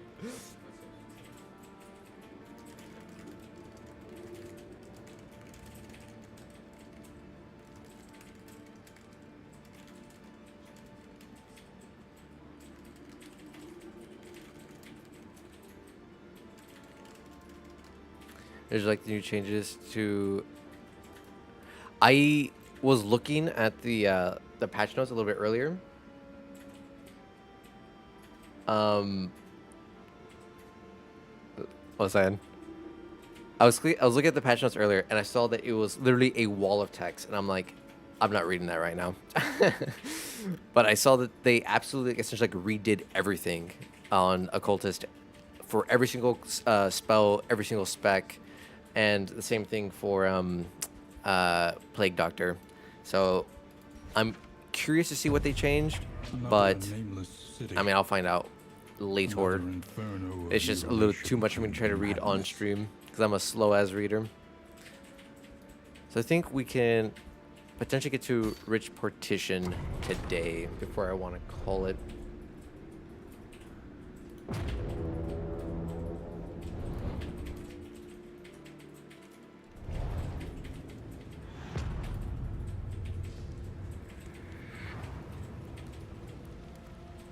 Behold, the great cities of man. I And don't want to aflame. get you a very scary word. Eh? I don't want to get you. I should really just. Okay, I can see it here. Weird. I mean, Runaway in general has always kind of been stinky, in my opinion. They've always sucked. Consider all So, variables. or at least, Do or it again, I quickly. could just be simply like I'm just not good at using them. So that's why I feel like they are absolutely abysmal. Uh, let's go. I don't want to go to the lair. No, we could do the first 2 fights of the lair and then back out. So let's go this way. That way we can get a little bit more monies. Go see what the hoarder has. I doubt he has anything good. Bro, you throw a firefly in controlled burn and you win the game. Really? Again, it could just be like, because Darkest 2, when it comes to the abilities, is a lot more about like properly comboing your shit and like playing off the rest of your team's combos a little bit better than DD1 is why I'm a little zug on that, and I feel like it's worse than it really is. Because again, I feel like either A, I'm not using the skills appropriately, or B, I'm not pairing her with the appropriate champions to be able to use those skills appropriately. And I can't be certain which it is. All I know is when I was using the runaway, I was struggle bussing. Combo, bro, you just throw a grenade for 5 burn, and a grenade that burns in every turn.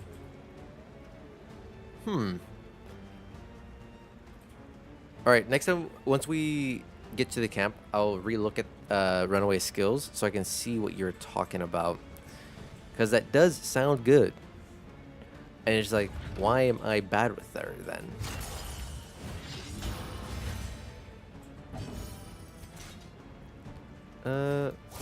We'll set up combo. We'll set up these on the off chance that Lepa ends up getting his like nerd rage and blinds himself.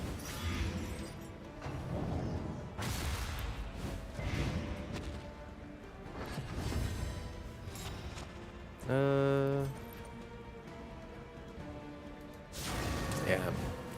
I knew we were gonna waste that. Unfortunately. I should probably also up the light one. Next time we get to Dizzy's turn.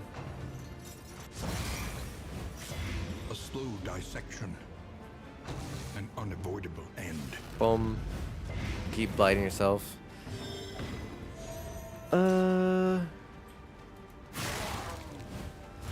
Oh, did the combo point drop?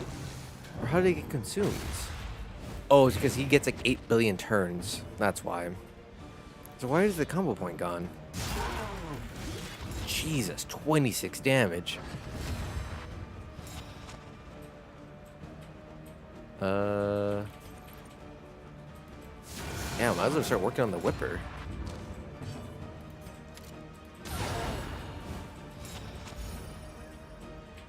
That won't kill. We need to hit him one more time. Boom. Alright, he's should not be able to heal. Whipper can't heal, right? No. So then yeah, he's dead. But I'll finish him off myself.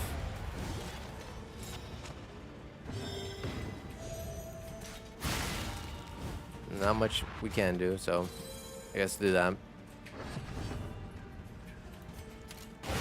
Blast him. Easy peasy. Easy peasy. Ah, I'm back. Amidst the spoils, an artifact of unparalleled power. I wish there was a better trinket. That's kind of a stinky one, but at least we can sell it. Make a wee bit of money.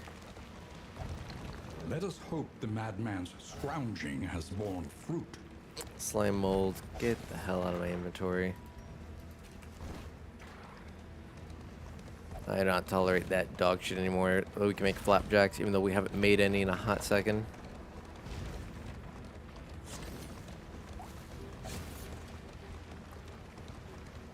Why are we... Oh, yeah. Like, why do we keep crafting these stupid powders? Smelling salt. All that matters is the flickering torch. We can you easily bear. utilize those real quickly.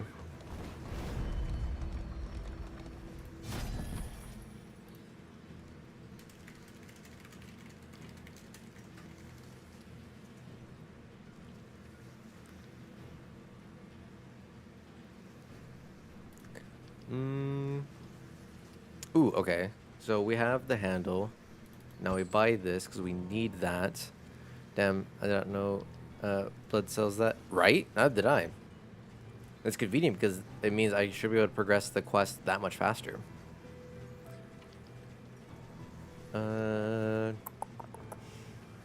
Nothing of use. The snuff box. I might get good blind. Alright, I double check. Slowly but surely. Fieldstone. Bleh. Bleh. Bleh.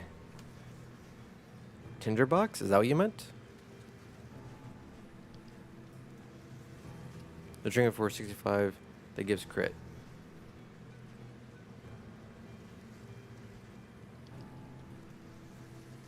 Turn start, crit, win, speed over 10. The Snappy Swig.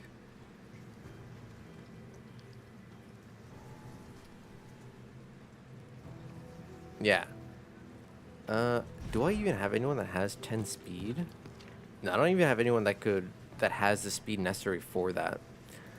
I could move these two trinkets around, so I give him the Great Wolf Blood, and then also give him the Snappy, but he already essentially has guaranteed crit every single round because of his take aim.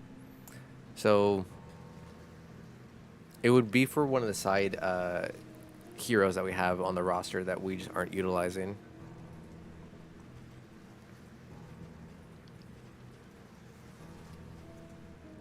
Yeah, I'm not seeing any trinket that's like immediately screaming out to me, you need this right the fuck now.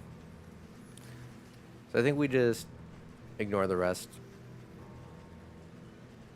We can sell him things though. Let's sell him this, that. He doesn't want a puppy. Well, yeah. Yeah. I think it's good enough. Push next. Now we do the first two layers of the layer, and then we pop on out. I trust you have calculated your odds carefully. This will not be easy. 1 second. Why do I have like 8 billion pings all of a sudden? I swear I look away for like 2 seconds and then 8 billion. Okay, I can respond to most of those later. Most of these not important. Anything important I will respond to immediately, which I've been doing. Alright, let's see.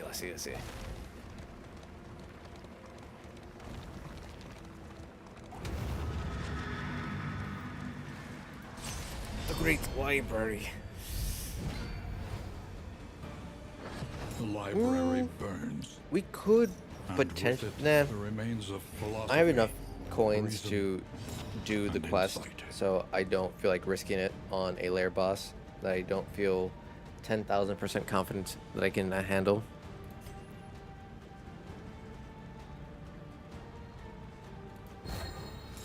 We just do that just to quickly get rid of the inventory slot. You obviously gotta get rid of a library without intimidate. Exactly. Like, we're just doing it just to get the first 2 rounds done. And then we're gonna pop out. Can't believe we left her 2 HP. I should have just... And of course it locks me in place.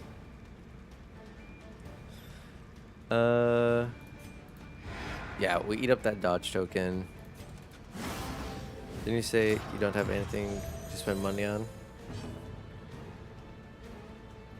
I mean, I have masteries that I can spend. I have a butt ton of those. That's kind of about it, in my opinion. And the Swiggeroony. The fiends Yeah, but if you stayed for 2 dwindles. fights.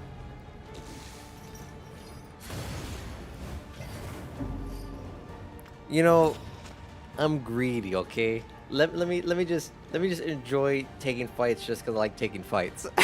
Don't point out the logic in the fact that I blatantly said I know there's nothing for me to utilize this money on, aside from just wanting to get the money.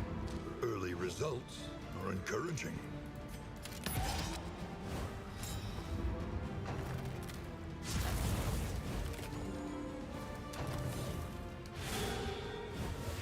A slow dissection. An unavoidable end. For things he's supposed to think. Nah, I embrace the Mr. Krabs. Gotta get all the monies on principle.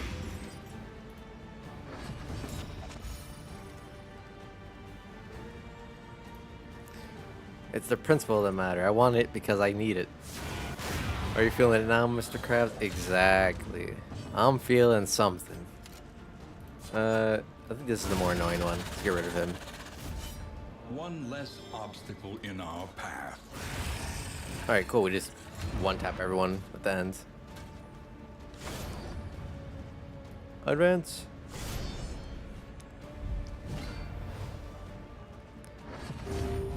Okay, we need to eviscerate that one. Oh, I need to up the light. I keep not upping the light. Alright, set up the combo in case we blind ourselves. We do this. Mr. Krabs would run a marathon if we saw a penny on the finish line. Right? Oh my god, he's got 2 shield tokens? Are you freaking kidding me?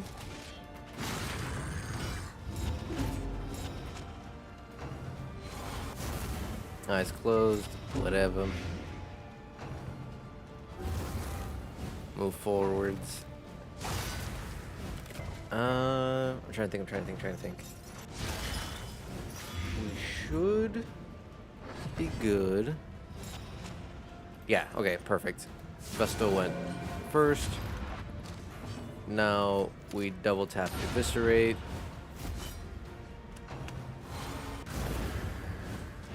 Burning beads, whatever. Damn. Okay, cool. We missed, so we didn't eat the combo point. That way we can hit with Lipa. Cleared with impunity. Yeah. Yeah, we finish him off. That way Dizzy can use double tap But effective. and finish them off. And that is the most efficient utilization of damage. Okay, what can we potentially get? I forget, is the stew one for the whole party, or is it one per person?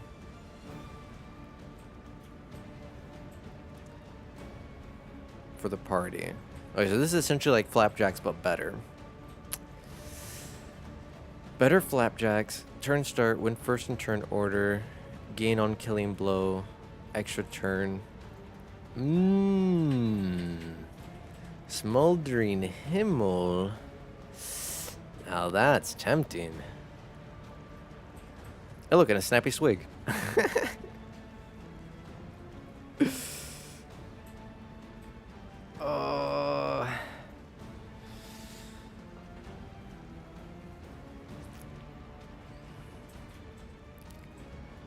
Fuck it, we ball. Fuck it, we ball. Fuck it, we ball. He teeters madly upon his ladder, reveling in the fiery destruction of human accomplishment. This is either gonna go really, really good, or it's gonna go really, really bad. And there is no in between.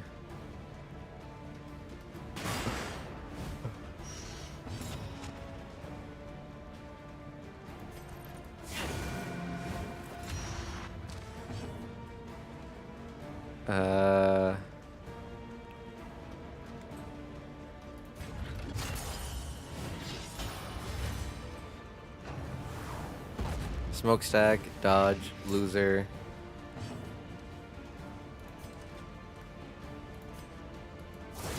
Alright, we get rid of the dodge. No dodgerinos. I think I can pistol shot. That's less than ideal. I think we should be able to pistol shot. And, can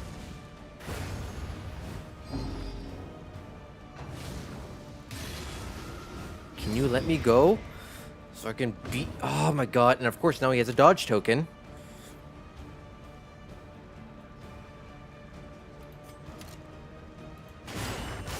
Oh, respect.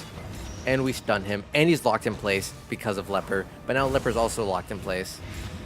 Over there. Which is less than ideal.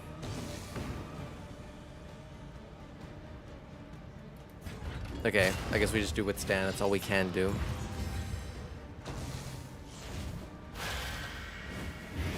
Malaise, measured and steady. Son of a... Okay, we missed. We're fine. We're fine.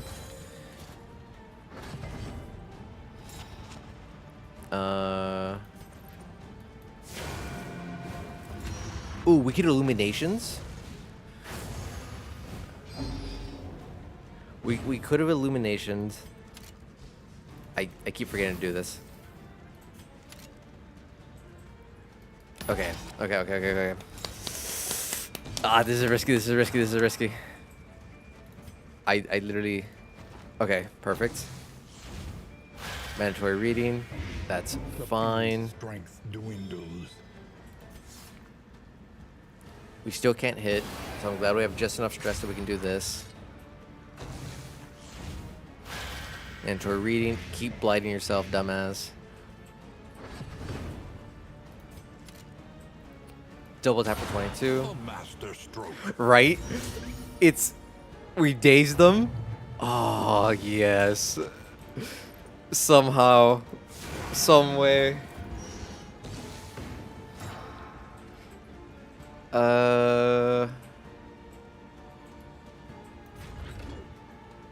I think the move is we have to hit with another reflection. We just keep upping our stats.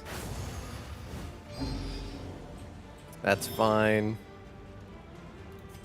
This is fine. We do this. I should have healed actually. It's fine. The blight is ticking. The blight is winning it for us. He's gonna cure himself because he has the Chirurgeon apron.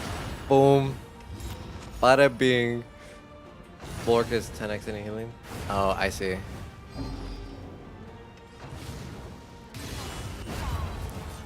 GG. Easy peasy. Hell yeah, brother. You want that snappy swig? We got the snappy swig.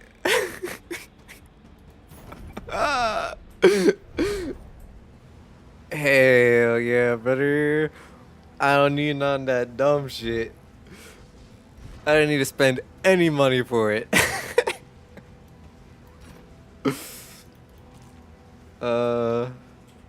I mean, that trophy gave up brain cancer. Right? He honestly, he screwed himself. But I'm not gonna complain.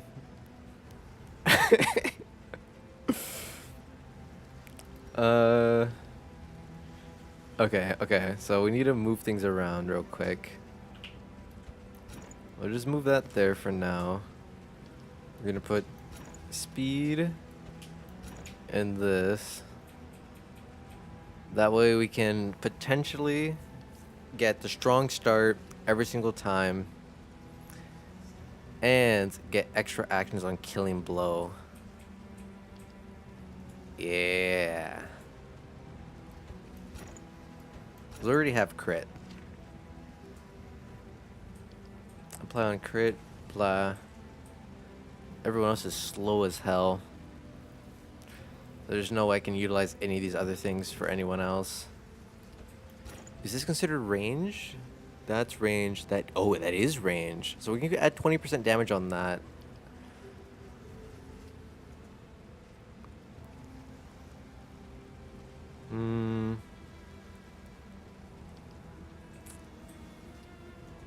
Yeah, I guess that's all we can really do. You could just save Swig for runaway. Yeah, we're gonna save. I'm not gonna toss it. We'll just hold on to it. Alright,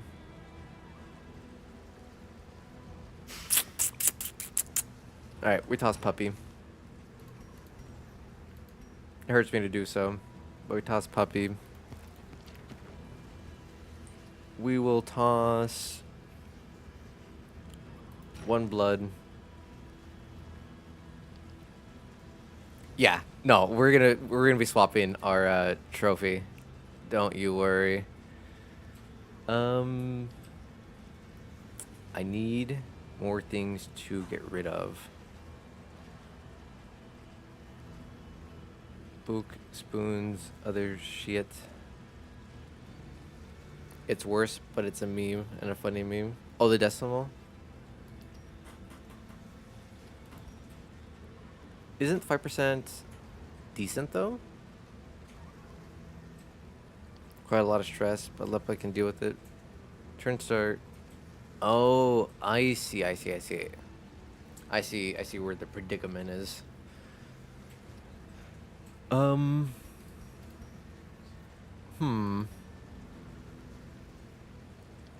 mean, adding 5% to 20, it's like adding 1 damage, yeah. Yeah, it really... I think it just sounds better in my head then. Sounded better. So yeah, feed us, delete us. Bye-bye. And then we get rid of that.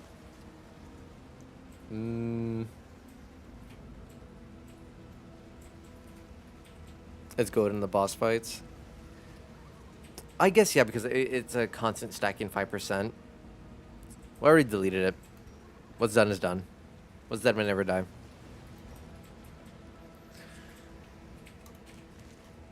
And we'll get rid of that. And I need to hold on to the rest. Okay, cool. And we just go to the end now.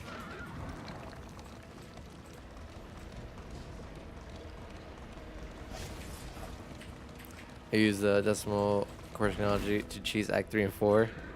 Oh, near. Yeah.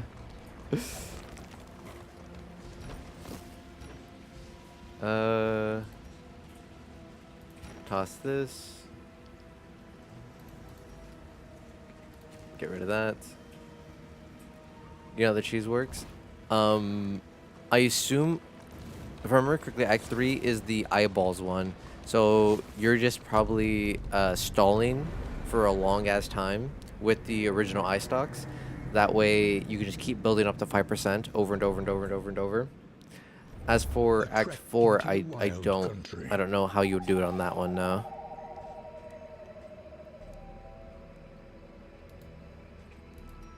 Oh my god, we just absolutely filled our inventory.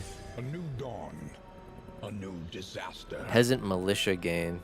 Oh no. That's terrible timing. Grog gets 3% each time hero moves, so you stack with him. But you're lucky, yeah, that system. Oh, and then you just keep just like dancing the party around. Interesting. Yeah, that could actually be just crazy goated. I'll get rid of all those dodges. To deal that on Act 4, though, you need to win a... Yeah. I imagine. Alright, we do that, so we get some pastas up.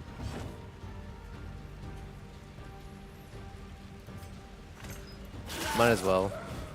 Say with an AoE. Let's get some pastas up. Bonk, riposta.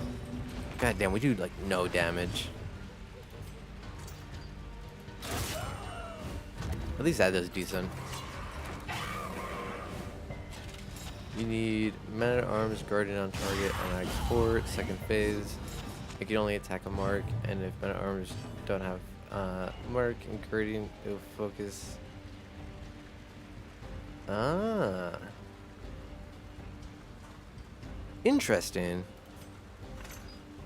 It's very interesting. Yeah, I know I was watching a while ago the solo leper every boss like essentially like one shot like video, and it was crazy. It's like seeing that shit again. Oh my god, we're doing no damage. Yeah, it was the one you sent. And like just seeing the crazy damage that it deals is just like, bruh. The amount of setup, I can't imagine how scary it would be to like have to set that up though. Because you're constantly in the state of like, you have just the one hero that you have to keep alive the entire way through, and just, and you know, it's like, oh, you get to swap these trinkets for, you know, this fight, you swap those trinkets for this other fight, blah blah blah blah, you know, and you're doing a lot of just like maneuvering. It's like that can get dangerous. So I should have healed. Like that could be dangerous so fast if, you know, just one bad thing happens. Did you watch the Black? Yes, I also did watch that, and it looks cool as hell. I'm gonna keep it a stack. I'm like, I definitely want to try Black Reliquary after seeing that. It looks very, very cool. Let's go ahead and guard over there. You'll start clearing away the hag's body.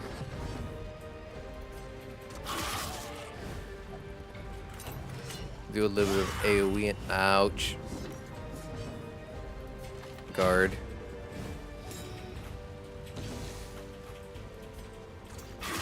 You also do a little bit of AoE in.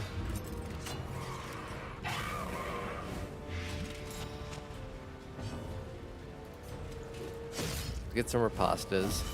I love that last line in the trailer.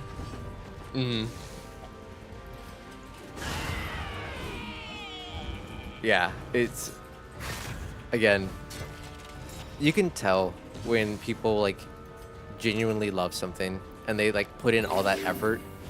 Like the mod based on the trailer alone seems like such a love letter to like the Darkest Dungeon like franchise. They're like, yes, this is an amazing game, and they're showing like all their appreciation. And again, like even in the trailer, just like seeing everything they did for the game, the complete overhaul of everything, but keeping the style, it's crazy. Yeah, just, yeah. The enemy looks Okay. to test our metal. Looking at the time, I think we will call it here. We will just do the quick little feeding of the group. We have so much food. Do we have bad relations? We're about to have bad relations with everyone. So we'll just go ahead and just burn through a little bit of this stuff. Please just click and hold and remember.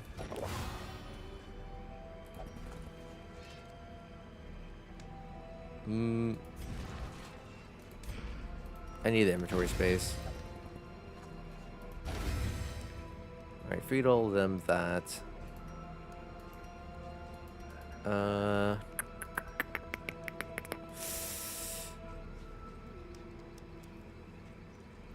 We'll toss all that food.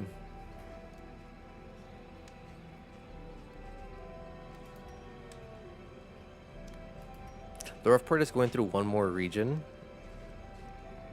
when we already have a full inventory. Because I have nothing else to give them.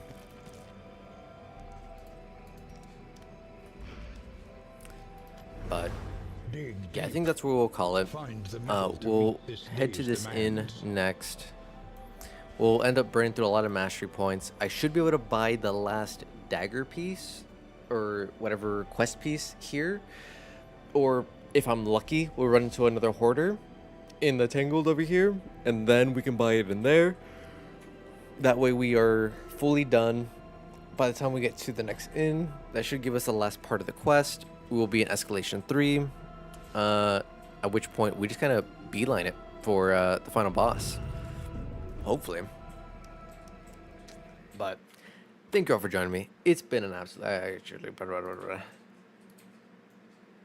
There we go. We'll switch songs. Thank you for joining me. It's been an absolute pleasure. I'm having fun with this run.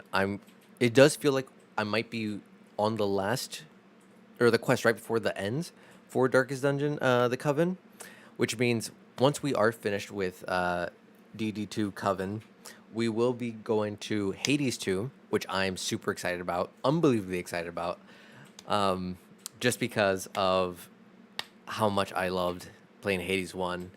I I think Hades 2 had a pretty big update recently, or I saw an update for it recently. Let me check real quick. Hades 2 early access patch notes. All right. Uh yeah, they just had a big update 3 days ago. I don't know if it's big, but they had an update. Onwards to 1.0. As we wind down the early access phase. Ooh, so 1.0 seems like it's coming out soon. Okay. So, it's kind of like Shitty City timing because now it's like, do we just wait for 1.0 to come out and then we just play it full, fresh, fully done? I don't know. I feel like we have a little bit of time. We have a little bit of time. There isn't a. I don't see a definitive date at a cursory glance. I will try to do a little bit more research to see if there is a hard date somewhere that they have for the 1.0. If they do, depending on how far out it is, maybe we hold off just a wee bit longer to do Hades 2. But if it's like gonna be in a couple months, maybe we start Hades 2 because I don't imagine it's gonna change anything in the very beginning. Like Reliquary is not 1.0 too. It's 80% complete. Oh, really? Huh. That's crazy. From everything that I've seen of it, it's only missing final dungeon. Ah, that's pretty cool. But yeah, appreciate you guys all joining me today. It's been an absolute pleasure. I'm gonna get some food and probably just chillax for the night. Maybe play some gacha games, other stuff like that. Everything else is there. A lot of things to do. Yeah, it looks like there's a lot to do and there's a lot to enjoy. I know after we do Hades 2, depending on which other roguelikes potentially come out, I might just go back to DD1 and do Black Reliquary. Assuming Coven Crimson Court doesn't come out, not Coven, Kingdom's Crimson Court doesn't come out beforehand. But channel updates, last minute channel update things. Feel free to join the I Can Spell, I Promise, kind of ish. I tested over there first. Feel free to join the Discord. Come on, Nightbot. I believe in you. All right, it's being fuck. There it is. There it is. Feel free to join the Discord. If you guys would like to yap about D&D, board games, TTRPGs, video games, all that good stuff. Or, more importantly, if you guys want to vote for the emotes. I'm still doing that for the emote voting to see what emotes you guys would like to see me commission from Irina at the beginning of August. So there is a little channel for that. There was like 101 different images, references to pick from. Let me know your top 10, 15. I will compile them all and then pick 10 or 15 of those to send over to Irina. Because I'm super pumped about that. I will also be streaming significantly more this next week because I know yesterday I said I thought I only had one collab. I obviously can't read. And I do, in fact, have 2 collabs next week, or this upcoming week. It will be on Tuesday, 11 p.m. CST, and another one on Friday. No, wait, Tuesday at 11, Friday at 2. So there's going to be a lot of streams this week for me. I'm going to be extra cooked for Resident Evil 3, but it's going to be fine. It's going to be fine. It's nothing I've not done before, being a little sleep deprived, a little whatever. But I will be posting that schedule today or tomorrow. Probably, hopefully, tonight. If I'm not too lazy. Well, yes. That is what this week is going to entail. So Tuesday, Wednesday, Friday, Saturday, Sunday. You guys get me 5 times this week, unfortunately. But hope you guys have a great rest of your Sunday night, Monday morning, whatever time zone you are in. It's been an absolute pleasure. I had tons of fun. Let's see who is online that we could potentially raid into. Well, she's currently singing, but I know she's been playing a whole variety of games. So we're gonna raid into a good friend, Egg. She has been like with me, like as a viewer, since back when I was streaming on YouTube, like 2 years ago almost now. She's super fun. She's a very cute VTuber. Right now, she is doing a 24-hour stream. Um, and the current activity is karaoke. She also does sing very well. So let's go show her some love and appreciation. Yeah, she's there from like the beginning. When I first started with Just Darkest Dungeon 1. I think, yeah, it's wild to think like how long I've been streaming and all that other good stuff. But here's raid message, and then let me just get this started. Blah blah blah blah blah. Da, da, da, da, da. There we go. Yeah, we click that, and now okay. Okay, that's all working perfectly. Words, word to message. Mix it up. Why are you being stupid and slow? Did I accidentally close Mix It Up? Did I not oh my god, I didn't even open up Mix It Up. That explains why there was a lot of things that weren't working the way I thought they were working. Huh.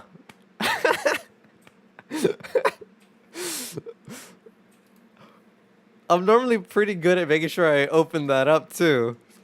Alright, now we do it again. Perfect, beautiful. And then yeah, last little shilly bits for those over on Twitch. If you guys are interested in D&D and board games, feel free to check out my YouTube channel. I create videos over there specifically to help people break into both of the hobbies. Most of my D&D videos are geared towards DMs and making it easier for them. While board games is me just kind of breaking down all the rules, making it unga bunga easy so people can play them. It is also not on just like basic board games like Monopoly and stuff like that. I like the more crunchy ones, the more complicated ones, and I think it's an absolute shame how a lot of people shy away from them because they require a lot more reading. But yeah, that's all from me. Peace.